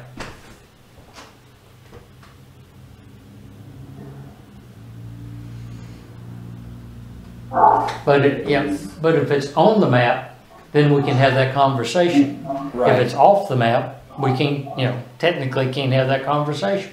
Yeah. So, does anyone have a problem with that theory? Sounds like you put it on the map, John. Unless, like I said, unless you've got something I don't see. That's fine, I think that's fine. Agree. I agree. Alright, Okay. do we need to vote, or are we? Well, that's one thing, and I guess the other thing is just a simple consensus of the southern planning border just to match our current municipal limits because Waxhaw has annexed up to our limits basically. Yeah, there's no even conceivable potential. And I mean, if it helps anything to know, this little triangle here is not in Waxhaw or Marvin, but they've stated to both of us that they don't ever want to be annexed into either. So I don't know if it's worth even talking about it. What are they? I don't think they're anything right now. It's just a couple of houses. Like there's 3 properties and there's like 1 or 2 houses there. There would be an Are those Yeah. modern looking homes? Sorry, what was that?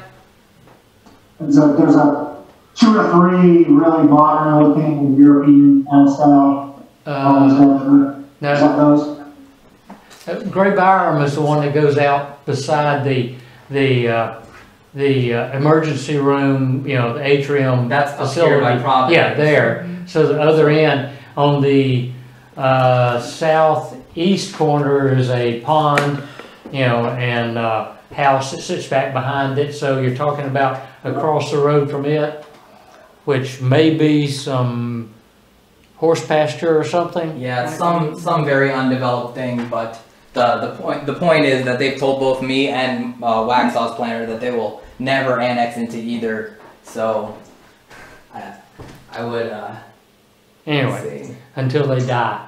Right. It's got a weight now.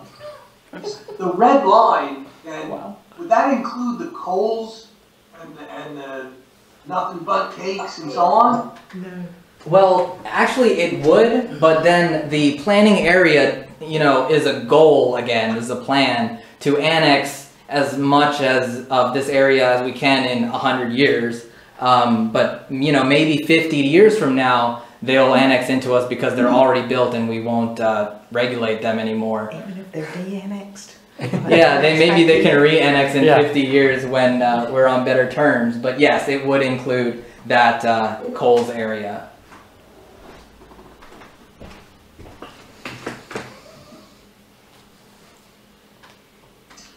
So our boundary goes past that? Does it go to up to Longview or Hunter Oaks?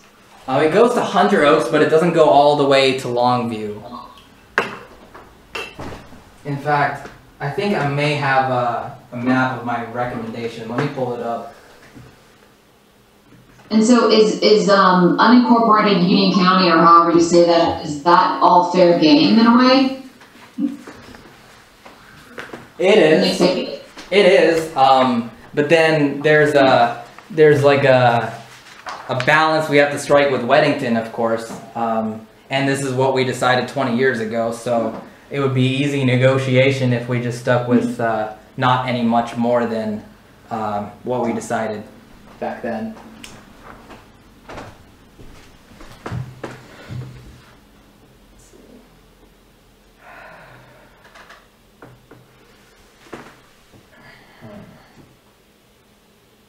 Is this it? No, this is not it.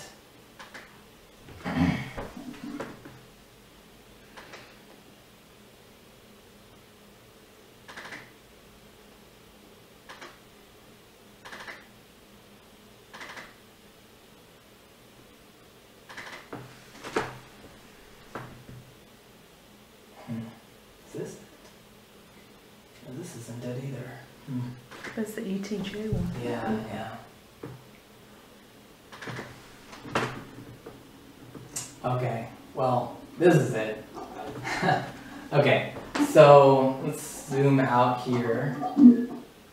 maybe make this full screen so we can see more of it.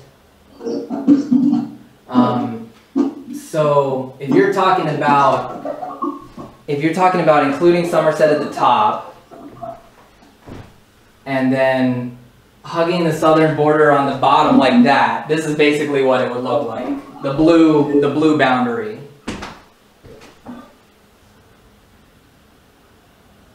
Okay, can I make this a little bit smaller so you can see the whole thing? Yes, there you go. I wish we could overlay this in Google satellite view. Yeah, I can't do that. What does this new map represent? So the map that I have up on the screen, and it was one of many options I made before this meeting, was that the planning or annexation area, if you were to include Somerset at the top and hug the current limits on the bottom so that you don't fight with what's already annexed into Waxhaw, this blue boundary, just ignoring everything else on the map, the blue boundary is what the new future land use maps annexation area would look like. So all you're saying though is that you want to true up the southern border because we can't, because anything that's now Waxhaw is off the tables. That blue line can't move, and that's what we need to agree to. Otherwise, I can see Somerset, Kingsley, Hunter Oaks, anything in Providence Downs, that's all in there. It's inside the annexation. Yes. The current. The current plan or like proposed annexation limits, right? Yeah, the blue line we're looking at. And so all those neighborhoods past Providence Downs, the new ones on its ways, and right. Those are all okay. All right, Can I just ask a question? Sure. The blue line isn't the quote-unquote current. It's the proposed. It's the proposed annexation area based on. This is something I drew before the meeting of one of the options that could be considered if you took the annexation agreement and used the same boundary on the north while shoring up the boundary on the south. This would be the new annexation proposed outline for the future land use map that you'd run away with today. A picture of the old annexation map so we can see what you're proposing to change? Yeah, sure. Let's see if I can put them side by side. That would be kind of cool.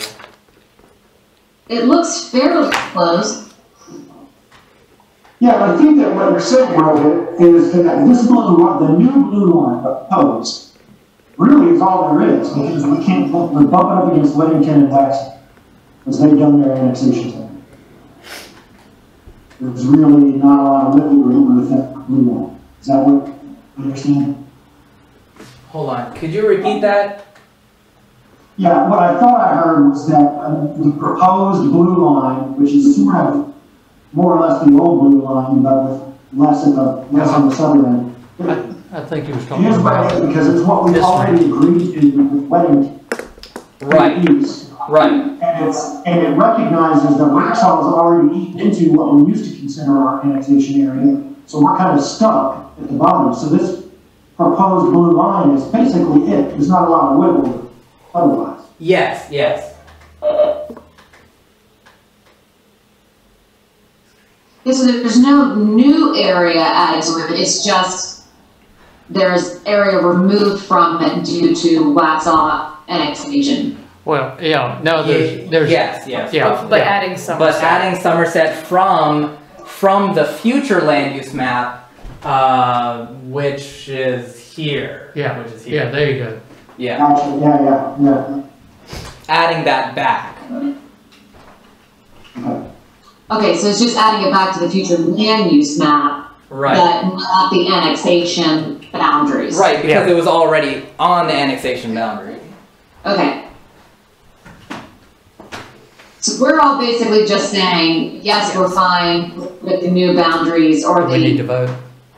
updated boundaries. Yeah, that would be nice. But I would, if I were you, I would reiterate your recommendation Mm-hmm. so that it's clear what they're voting on. Okay, so John is saying that we might be ready for a vote, and I want to reiterate the recommendation. So looking at the future land use map, the recommendation is to add, into the proposed annexation area, add back the Somerset area above Ray Road to match the old annexation agreement, and remove all the areas south of Marvin because Waxhaw is already annexed that area. Up to Waxhaw's border. Yeah, up to our border. Up to our border? Alright, Well, who wants to take this? Combined, the shared Our border. joint border. Yeah. Did that make sense? Yeah. Yes. So if you wanna, entertain a motion I'd for that I'd recommendation. entertain a motion to adopt this map as per Rohit's explanation.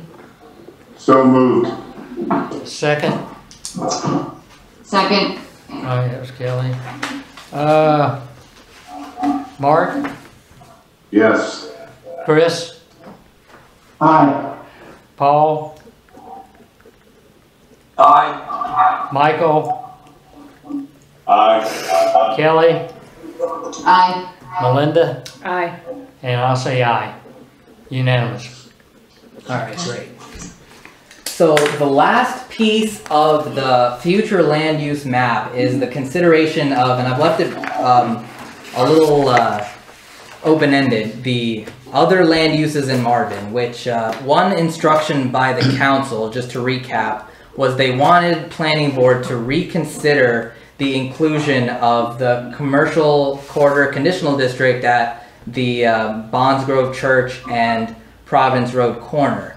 But I did want to start, I guess, by saying that this draft as it is now was voted on by the planning board in March of 2017, not without too much discussion, but it is something that you guys voted on. So No, someone did. yes, Not- the not many previous, of Not us. the the previous, current. Not the the Not the previous current. planning board members Yeah. voted on. So I'd like to play the audio clip of that discussion, if that's okay with you. Yeah. Just so because the council was, the council asked planning board to, reconsider. So I just wanted to give you the, the full information of why this is on the map in the first place, or at least the discussion that took place. Okay. Okay. Let's see. Hopefully I can find it without too much.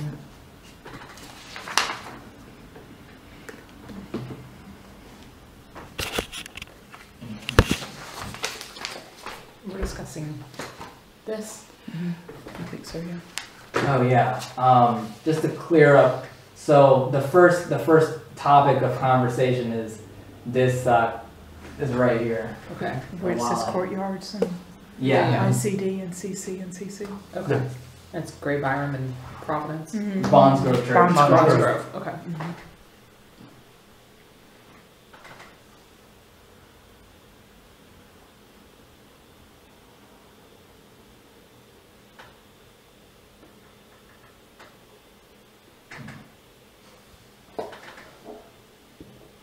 Okay, we're recording. Just could. All right. Gotta reduce the volume a little bit. There. Okay. Okay. We're gonna stay on your side of the road. It does. It's a, you know what it is? It's a definitive boundary. So they were talking about the annexation agreement, saying that they liked this boundary, but So I'm confused on this one. I think getting that done, but it is. I'm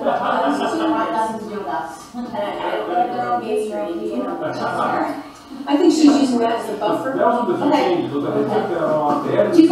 Did you guys have a history of that? Those commercial areas, switching to commercial? can you guys hear this audio? This is the first you've seen this, right? I am getting nothing out of that audio. Maybe you can summarize what they said. Is there reason we can't trust you to tell us what's in the transcript, or we gotta hear it ourselves? 'Cause I can't hear it. Which meeting is that? This is March 2017. Okay, okay, I think I found the area that they start talking about it. Can you guys hear the audio, first of all? I can't understand it, I'm sitting here. Garbled. Okay, alright.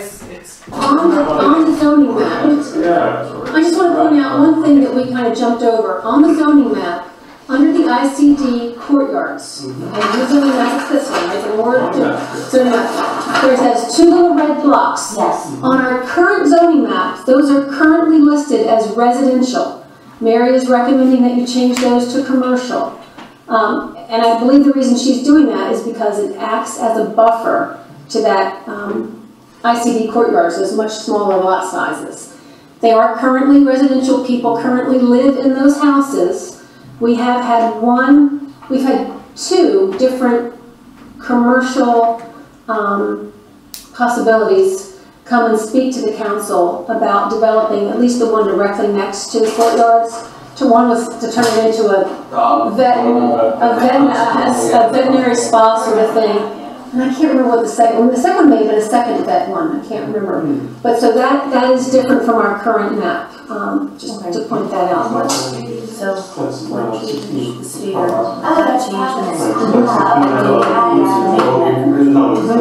Not included. where's Audubon? Audubon's not in Marvin, that's further down. So this is public church road. Gotcha. Okay. So I'm just gonna say Which is the Wilkinson families, I believe, that own those 2 pieces of property. I'm gonna actually list out what we're talking about doing. Sphere of influence, revise, remove, de-annexed property. We will not include that village center district. I couldn't decide on it then either. Update ICDs. Yes. And change 2 parcels to commercial. Does that sound right? That's good to know. All right. That's what you guys would be recommending. So, if you're up for that, somebody want to say so moved? Any other answers? So that's essentially the extent of the conversation that occurred when between the time that the planning board was presented, that there was basically no conversation, and then they go on to approve this future land use map. But the point is that they did vote on this, these 2 parcels being commercial at the time, and as I understand it, they were solicited by a veterinarian clinic, which is a lot less of intensive use than the 50,000 square foot office complex that they ended up coming to us last year. However, the same Mary that made this change on the future land use map also wrote the district for the commercial corridor conditional district, and they're actually allowed even like around 80,000 square feet. But they only ended up coming with 50,000 square feet. I just wanted to say that what they proposed was compliant with the district that they are on the future land use map for, and that's even why when they came to me, I said, okay, they're on a future land use map that was voted, so they could go forward with their application to rezone. But then, upon seeing that application, the council got very concerned that it was too dense for Marvin, and asked the planning board to reconsider that those properties, but they weren't really considered much at all when they were first put on the future land use map. But that's where we are today. Wait, they thought a veterinarian clinic was too dense? No, the council thought that the 50,000 square foot commercial that they're proposing now is too dense, but they're actually allowed 80,000 square foot, so it's actually within what they're allowed for that district. So, all right, let me make sure I understand. So what you're saying is that these are, where we left it off, I don't remember when, but some months ago, last September, I think, with Mr. Patel, his partner, was that these were currently residentially zoned, right, zoned residential, that they need to be rezoned to move forward, and that they would need to talk to the new council to see if there was even interest in doing that. That's what I thought we left off. Yes. Yeah, so what you're saying is that these technically were listed in the land use plan as commercial, potential commercial back in 2017. So it's entirely fair for Mr. Patel and his partner to come with this plan, which represents a lesser plan than what they're allowed. And so we're only left with the residents of the courtyards who are extremely concerned about the scale and the drainage, if I recall correctly. And that's what you're saying now. Yes. And that box to the north, right, that could be a carnival. That's just Union County, right? Yeah, that's correct. Okay. We're applying for that parcel to be in our ETJ. That's extraterritorial jurisdiction, so that we can have regulation over that property. That's just a side note. Has Mr. Patel submitted another, potential plan? I know that, the initial one was kind of set aside. Is anything new? The last plans I've heard of them were the ones presented at the October 14th joint meeting. So the last plans I've seen, the last plans you've seen. Okay, so... Hey, Chris, I'm sorry, I just wanted to jump in and point out that open box that you just described, those are high tension wires you see there, those dotted lines. So I don't know what could go in there right under those wires. Obviously there's some space, but it's not desirable, I'll just put it that way. Yeah, that's that scrub lot, right? Right. Well, actually, we're looking at making that a trail. It's actually in the Parks and Greenways master plan to be the power line trail. Okay, that makes sense. Right, but regardless of that, that square is one property and it is zoned business currently in the county zoning. I'll just leave it at that. What are we being asked to do right now with these two properties that are not currently commercial? The council wanted the planning board to reassess whether it belongs on the future land use map as commercial. Could it not be considered a zone light commercial? Well, it's commercial corridor district, right? It's which is, I think as I recall reading it, much more, well, first we don't have any true commercial in Marvin yet. Other than the ICD at Marvin Gardens. Mm-hmm. And then I guess the commercial corridor is less dense than Marvin Garden, or more dense, would you call it? It would not allow a Publix. Right, the commercial corridor district wouldn't even fit a Publix.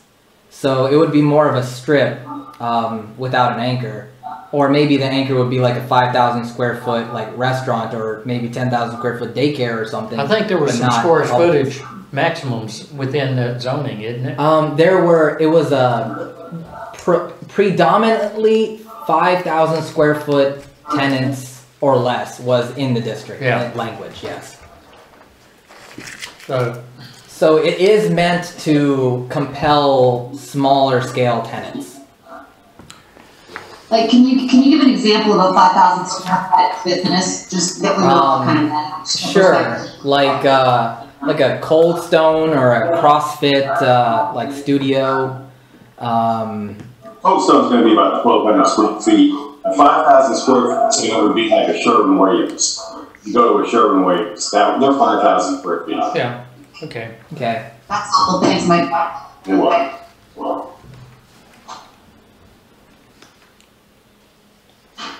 If I recall, the Patel proposal was two-story, 19,000 square foot structures for offices, and two 5,000 square foot. Yeah, roughly 2 20,000 square foot and two 5,000 square foot. Yeah, so a total of 50. Yeah. And the 20,000s were 2 floors. 10 each. Yeah. So what One more time, I think you're going to see the same thing, Kelly. One more time, what are you asking? What am I asking? I'm asking, you know, if this is on these parcels are on the map now, would you recommend to keep them on the map or remove them? What good does removing them do? Like, somebody brought forward a plan, it wasn't liked, it was rejected. I mean, there's a process in place to kind of handle an inappropriate request. What would this do? Actually, I'm at a loss for an answer there. The council wanted, the council just asked whether you would keep it on the map or remove it. Is commercial corridor. Right, and then, and so, okay, actually, I have a little bit of a deeper answer now. So the council said, if the planning board were to recommend keeping these parcels on the map as commercial, then the council would field further discussions with the applicant, maybe to tone down the plan or whatnot. It's a conditional district after all. So the council and the applicant can then pursue another initial application meeting if you guys voted to keep it on the map. I mean, I never had a problem with the old proposal as long as the roads were okay. I mean, and you did the buffers that the neighbors wanted. It was really a traffic function that we all objected to. So, assuming that we still reserve the right to preserve that, I don't personally see any compelling need to change this unless I'm missing something. I don't personally, like Mark said, I don't see a higher and better use for this, because of the traffic and the intersection and, basically the physical size of it and stuff. I don't know how you would, it's either going to go to that use or it's going to remain vacant, which I don't think is necessarily fair to a landowner. Yeah, I mean, it's right on Providence Road. It's got to be a perfect place for commercial stuff. Yeah. And of note, the applicant and I have talked about it, and they were willing to delay the development until there's a traffic light at Bonds Grove Church, knowing or seeing that the failing levels of service on the TIA. So that might be an additional plus point to the discussion. Yeah. I would like to let, we said this might take 10 or 15 minutes, that was 45 minutes ago, so. Oh, I was talking about the annexation plan. I was going to say this. Yeah. All right, this one's dragging out. Does anybody feel the need to change this? I must be missing something, because I'm not getting that. No, I think you're right. It's commercial, it's the right space. Yeah. I see it staying as is on the current plan. Size, help me out, how much square feet per acre is allowed there? Someone's echoing, hold on.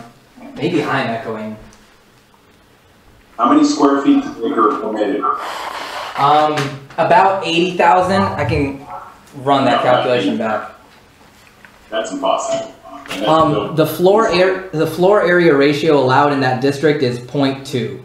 So a quick calculation of 9.42 acres times how many ever square feet that is, 43,560, divided by, or times 0.2, that's 82,000 square feet. Per acre? No, just total, the total parcel. So how big's the parcel? 9.42 acres. 82. And does that take into consideration the buffers? So about 9,000 square feet per acre, which is reasonable. Right, a floor area ratio of 0.2 is allowed in that district, and they're actually only at 0.12, which is far less than the maximum. Of course, to Kelly's question, it doesn't include buffers. Of course, 80,000 square foot is the theoretical maximum that they're allowed, but when you include the buffers and incorporate the shape of the lot and the fact that they already accounted for Providence Road widening in their site plan, then the realistic maximum you could put is far less than the allowed maximum. I would make a motion that we leave it as it is. Yeah, I mean, at 9,000 square feet per acre, the parking ratio, buffers, roads, all that, yeah. John, I would make a motion. Yeah, all right, so Mark, you made a motion to leave it as is. Do we have a second?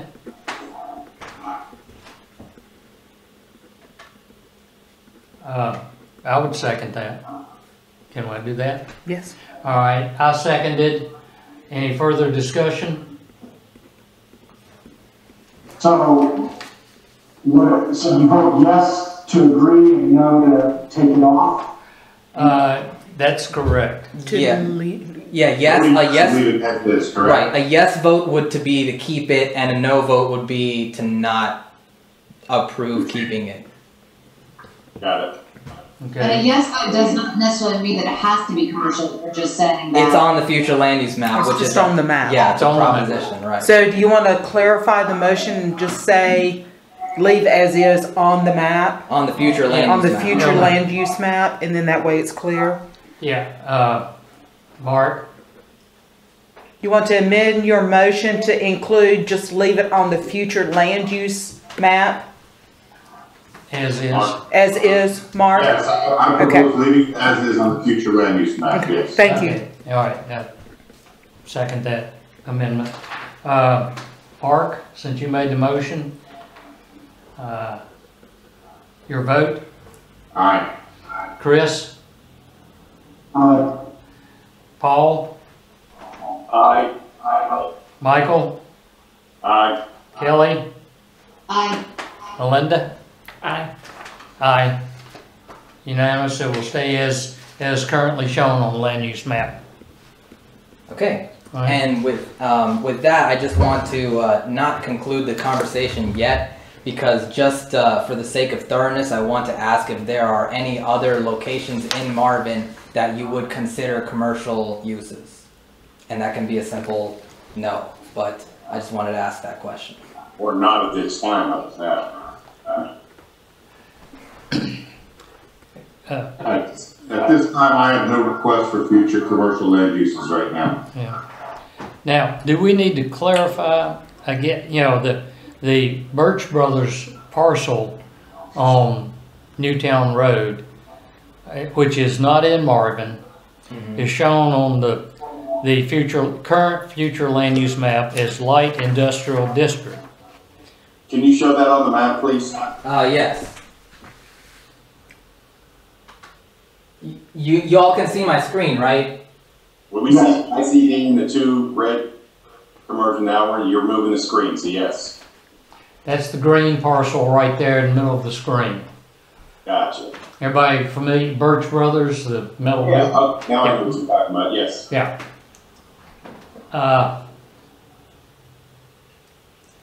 if they ever sold, I would actually want that to go to residential, or a park or something, like, it's weird that it's, like, everything's grown around it and it no longer makes sense. Yeah, I'm not sure that anyone wants to necessarily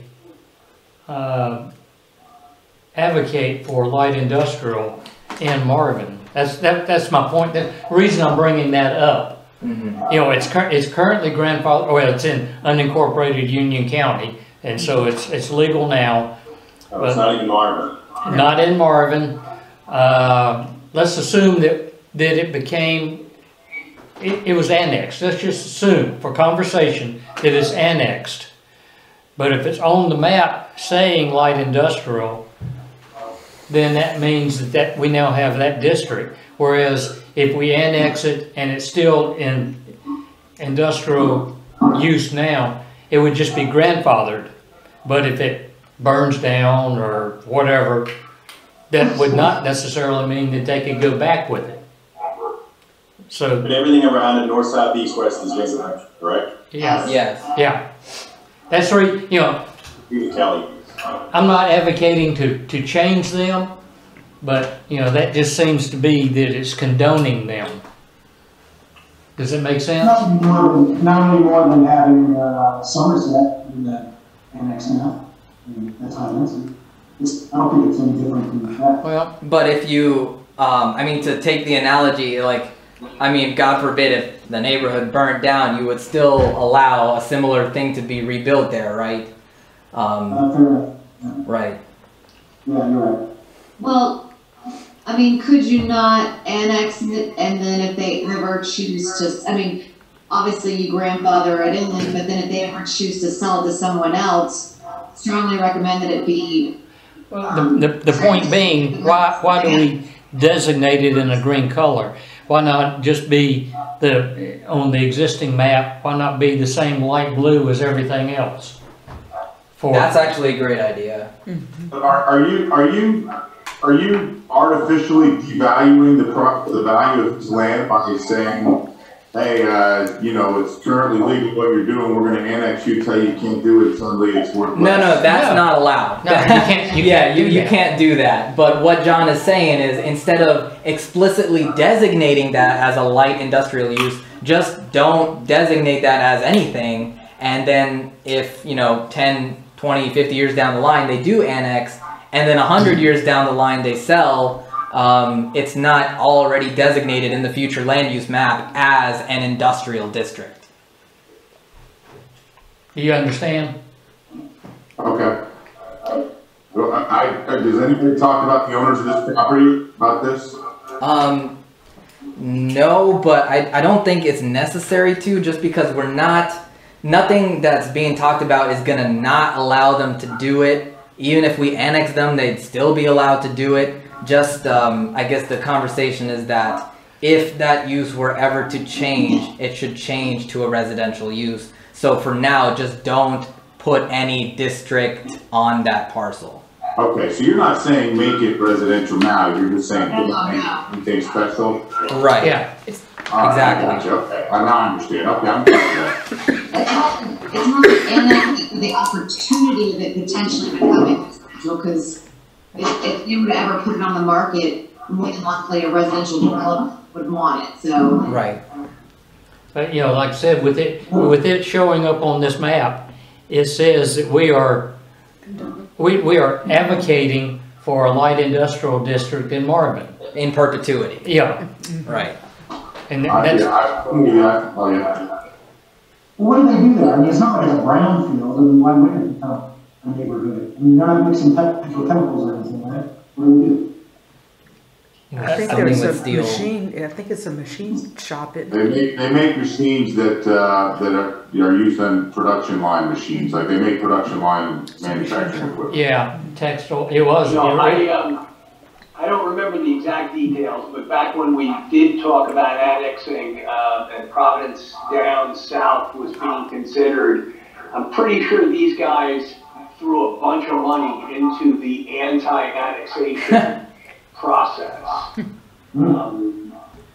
I seem to remember this group being very active, and Well, like I think it was for the reasons we're talking about right now. like I said, I'm not anti-Birch Brother, you know, because that's the name of the sign out there.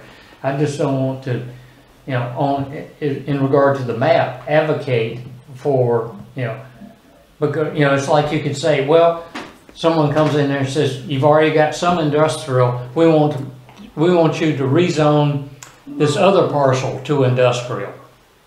You know, it's just. If it's not part of Marvin now, like what right do we have to label it anything in the future? Well, like I said, that's the point, you know, is that I don't think we need to designate it as anything other than potential annexation area. And is it currently designated as anything? It's currently designated as this light industrial district. What John is proposing is to just remove the green and just make it light blue, just like everything around it, other than what's in Marvin, of course, but just everything that's south, east, and west of it, just we're not flushed at the advocating same for color. change. Well, the blue means it's in Marvin, right? The light blue that's blue. underneath it. He's just saying that if you would like to remove that designation and just flush the whole non-Marvin area as the same color. Then we don't have industrial on the map. Yeah. Right. That's what we're saying. So you're suggesting we take the concept of light industrial out of it's just not there. Like it's not. Obviously, it being there means it's allowed to continue to be there. And even if we annex it, it would still be allowed to do what it's doing currently. But then let's say, you know, we're talking 50 years down the line, we annex it and then they change to something else. Not being designated as an industrial district kind of forces it to become a residential if it changes use. Let's take it to the next example. You know, we talked about the parcel, the area up to the north, Somerset, etc., which also includes Coles. We're not going to be going up there and designating the Coles property as commercial. It's just going to be light blue like everything else. Yeah, it's just gonna be a flush white area. Can you see the other screen here, you know? Like, it's just gonna be flush, same color as what's around it, just like, you know, just like this, So, yeah, make it just like the Coles property will be showing. It won't be designated as anything other than potential annexation. No conversation about zoning, just potential annexation. So, All right. Okay. Somebody should make a motion on that then. And you want to remove it from the legend as well? Yes, remove it. Okay. I'll make the motion to designate all of the potential annexation areas on the map. That covers everything. The same color, the light blue for, and remove all other potential zoning district colors on those areas. And then I rambled on there. I thought I knew what I was saying. well, that makes sense. That also covers And the what was the Coles area. last, and remove? Remove any other potential zoning designations In that area. in the annexation area. in the I annexation. would say in the map and legend. In the map and legend. Mhm. Paul, you need to be here where you can write it and quote it to me, because you're the writer for us. Is everybody clear on that? On my motion? Yes. All right. Would someone second I'll it? second that motion. All right, second. All right, Mark. All right. All right, Chris, Aye. Paul, Aye. Michael, Aye. Kelly, I, Melinda, Aye. and I vote aye. Okay, thank you. Okay. We have covered discussion items. Yeah, Have we? we have. Wow. We're on action item. Barbie, your turn. Oh, good, okay. Action items. All right, I heard 3. Barbie will update the planning board contact list. We didn't actually say that, but I've got to with Melinda. Barbie will add the final plat of minor subdivision application 20-124-27 1018-B Woodland Forest Drive to the Village Council's July 14th agenda. July 14th? Sure. Yeah. Do they need, does it need to be, I mean, do sometimes. you want to send it to them for their work session this month? I mean, sometimes they do discuss it at the work session and then just put it on the consent agenda for the 14th. Okay, so you want to put That it on may- the yeah. 625? Yeah, because there was nothing to change. I can just. take Okay, so whatever that'd be I wrote the here and put it on the 625 work session agenda. And then Barbie will upload recording link from CPNI workshop on the website when available. Okay, and I guess I'd like to add one more thing. I would like to, with your recommendation, just bring back the, the future land use map with all of the recommendations that you made today. And I'll also add the ETJ that you guys looked at the ETJ map, so we didn't have to talk about it today. But it'll have that on it as well. That was the recommendations that they had tonight. Yeah, plus the ETJ, which we discussed at a previous meeting. Okay, including the ETJ. In fact, it'll look very similar to this right here. Mm-hmm. How, could I ask a question on the ETJs? Yes. Am I out of order, Darby? It's not on the agenda. Okay. Well, I mean, You could do it in board member comments. You can do it in your comments. Okay, all right, I can do that. Yes, So I'll that's let you do it then. Board member comments. I have 2 then. Sure. One is, well, 3. Thank everybody. I'm once again very pleased with all of our conversation, but our commitment to move forward as a group. So thank you. Secondly, reminder to think long and hard in preparation for our next meeting regarding the village center, how we move that forward, finalize it on a final map. And I don't have my thoughts either, so you need to think. And then thirdly, ask a question on ETJs, and it didn't even come to me until the question about the property out there on Providence Road that's got the power lines on it. Mm-hmm. Assuming that becomes Marvin ETJ, how do we, and someone wants to do something, whether it be that one or some back there behind the chimneys or wherever else it is, it falls under our regulation. But do we have to have zoning designations ahead of time?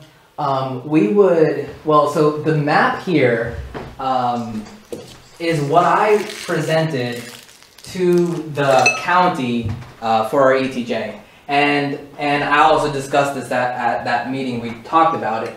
We're talking about zoning that like our B district. We don't have any B zone parcels in Marvin, but we do have a B business zone district. Or whenever we obtain the ETJ, then we do that step of it? It just clicked in my mind when that parcel was mentioned. So like, if you look in our ordinances, we do have... Whether we like that zoning or we come up with something else, but I mean, is that when we get to that point of designating? I guess it is when we get to that point. But the point of an ETJ is that we don't significantly change the rules for the property that is in the ETJ. So it's currently zoned commercial. Oh, okay. And so that we would, by encapsulating it in our ETJ, also enforce our business district zoning on them. So we wouldn't be able to. County currently zones it commercial. And it became ETJ. We can go in there and say no, it's going to be residential. Yeah, the county would not approve the ETJ. Okay, that's all right. That's off agenda a little bit, but comments. Mm-hmm. And Mark, comments? None. All right, Chris? None. Paul? No comments. Michael? Just to like to welcome Melinda officially and look forward to meeting you at the next meeting, of course. And I want to thank the mayor, council, staff, Rohit, and of course for all their efforts for that CPNI workshop. It was excellent, well done, and you deserve a pat on the back for all your work there. Thanks. All right, Kelly? I second welcoming Melinda. Looking forward to seeing you in person at some point past COVID. And I'm glad I'm not the only token woman on the planning board. Barbie and I have been holding down the fort for I also want to request if there is there are slides that were presented at the workshop. I would, besides just the recording, if there were any presentation slides, that would be really helpful. Those are sometimes easier to look at than watching a full video. The only slides I have are the demographic slides that they gave me in advance, and they're actually in the packet. Most of the conversation was just discussion, so the tangible materials will be the report that they produce. Yeah. True. Okay. Because it was an on-the-fly thing, so they didn't create anything, as far as drawings or anything. Okay.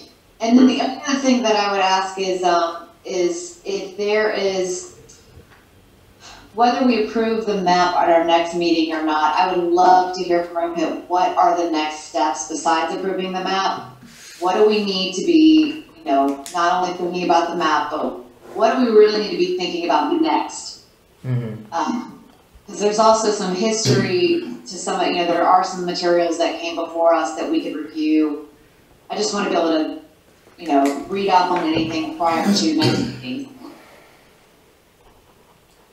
Do you want me to send out the what we call old chapter 8 of the land use plan, the one that was nixed before when you realize it shouldn't belong in the land use plan? That could be obviously that's going to be the foundation for a village center standalone document. So I could do that. Yeah, I mean, I have it, but if anyone else wants it and they want to just refresh Sure. her, Melinda could use it.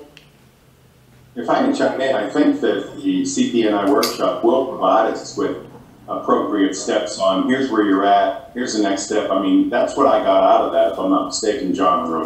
I did too. Yeah, They give us a step-by-step schedule on, how to do this. Yeah, I think they said basically they're gonna give us a roadmap. Yeah. So do you think it'll come prior to our next meeting, like in enough time to review it? It sounded 2 to 3 weeks is your next meeting is July 21st. So yeah. Okay, cool. Well, I really look forward to reading it. I wish it had not been during business hours, but the last thing I want to say is I'm digging the stash, Michael Bell. Thank you. And I wish you could comment on why you're growing the stash, like it's It's just pure boredom of being in the house for a long time. A few of my friends. Volunteer with me if you don't want to stay in the house. I go to work every day, so. I think all the junk on the should grow a stash and for one picture maybe that would be great. Melinda, what are we gonna grow? And Barbie, anything? Well, if it stays this cold, it can be leg hair. We could be leg hair or underarm hair, maybe. This is when people start to drop off of our web. Yeah, I think probably. We've gone 1 minute too far. Yeah. Okay, Melinda, you get the last. Well, I'll just say thank you for having me. I am excited to be here, and I appreciate the patience and grace that you give me as I get caught up to speed. So I'll do my best to continue reading things and then trying to figure out the order in which things happen. So thank you, and yeah, that's all I got. Motion to adjourn. Second. All right, I made a motion to adjourn. I'll make a motion to adjourn. Okay. Let's just say all in favor? Aye. Who Thank you. seconded that? Huh? Did it Kelly? Kelly, second Yeah. that? Okay. yeah. Thank you, everyone. All right, Thank you, guys. appreciate it. See you next month, hopefully.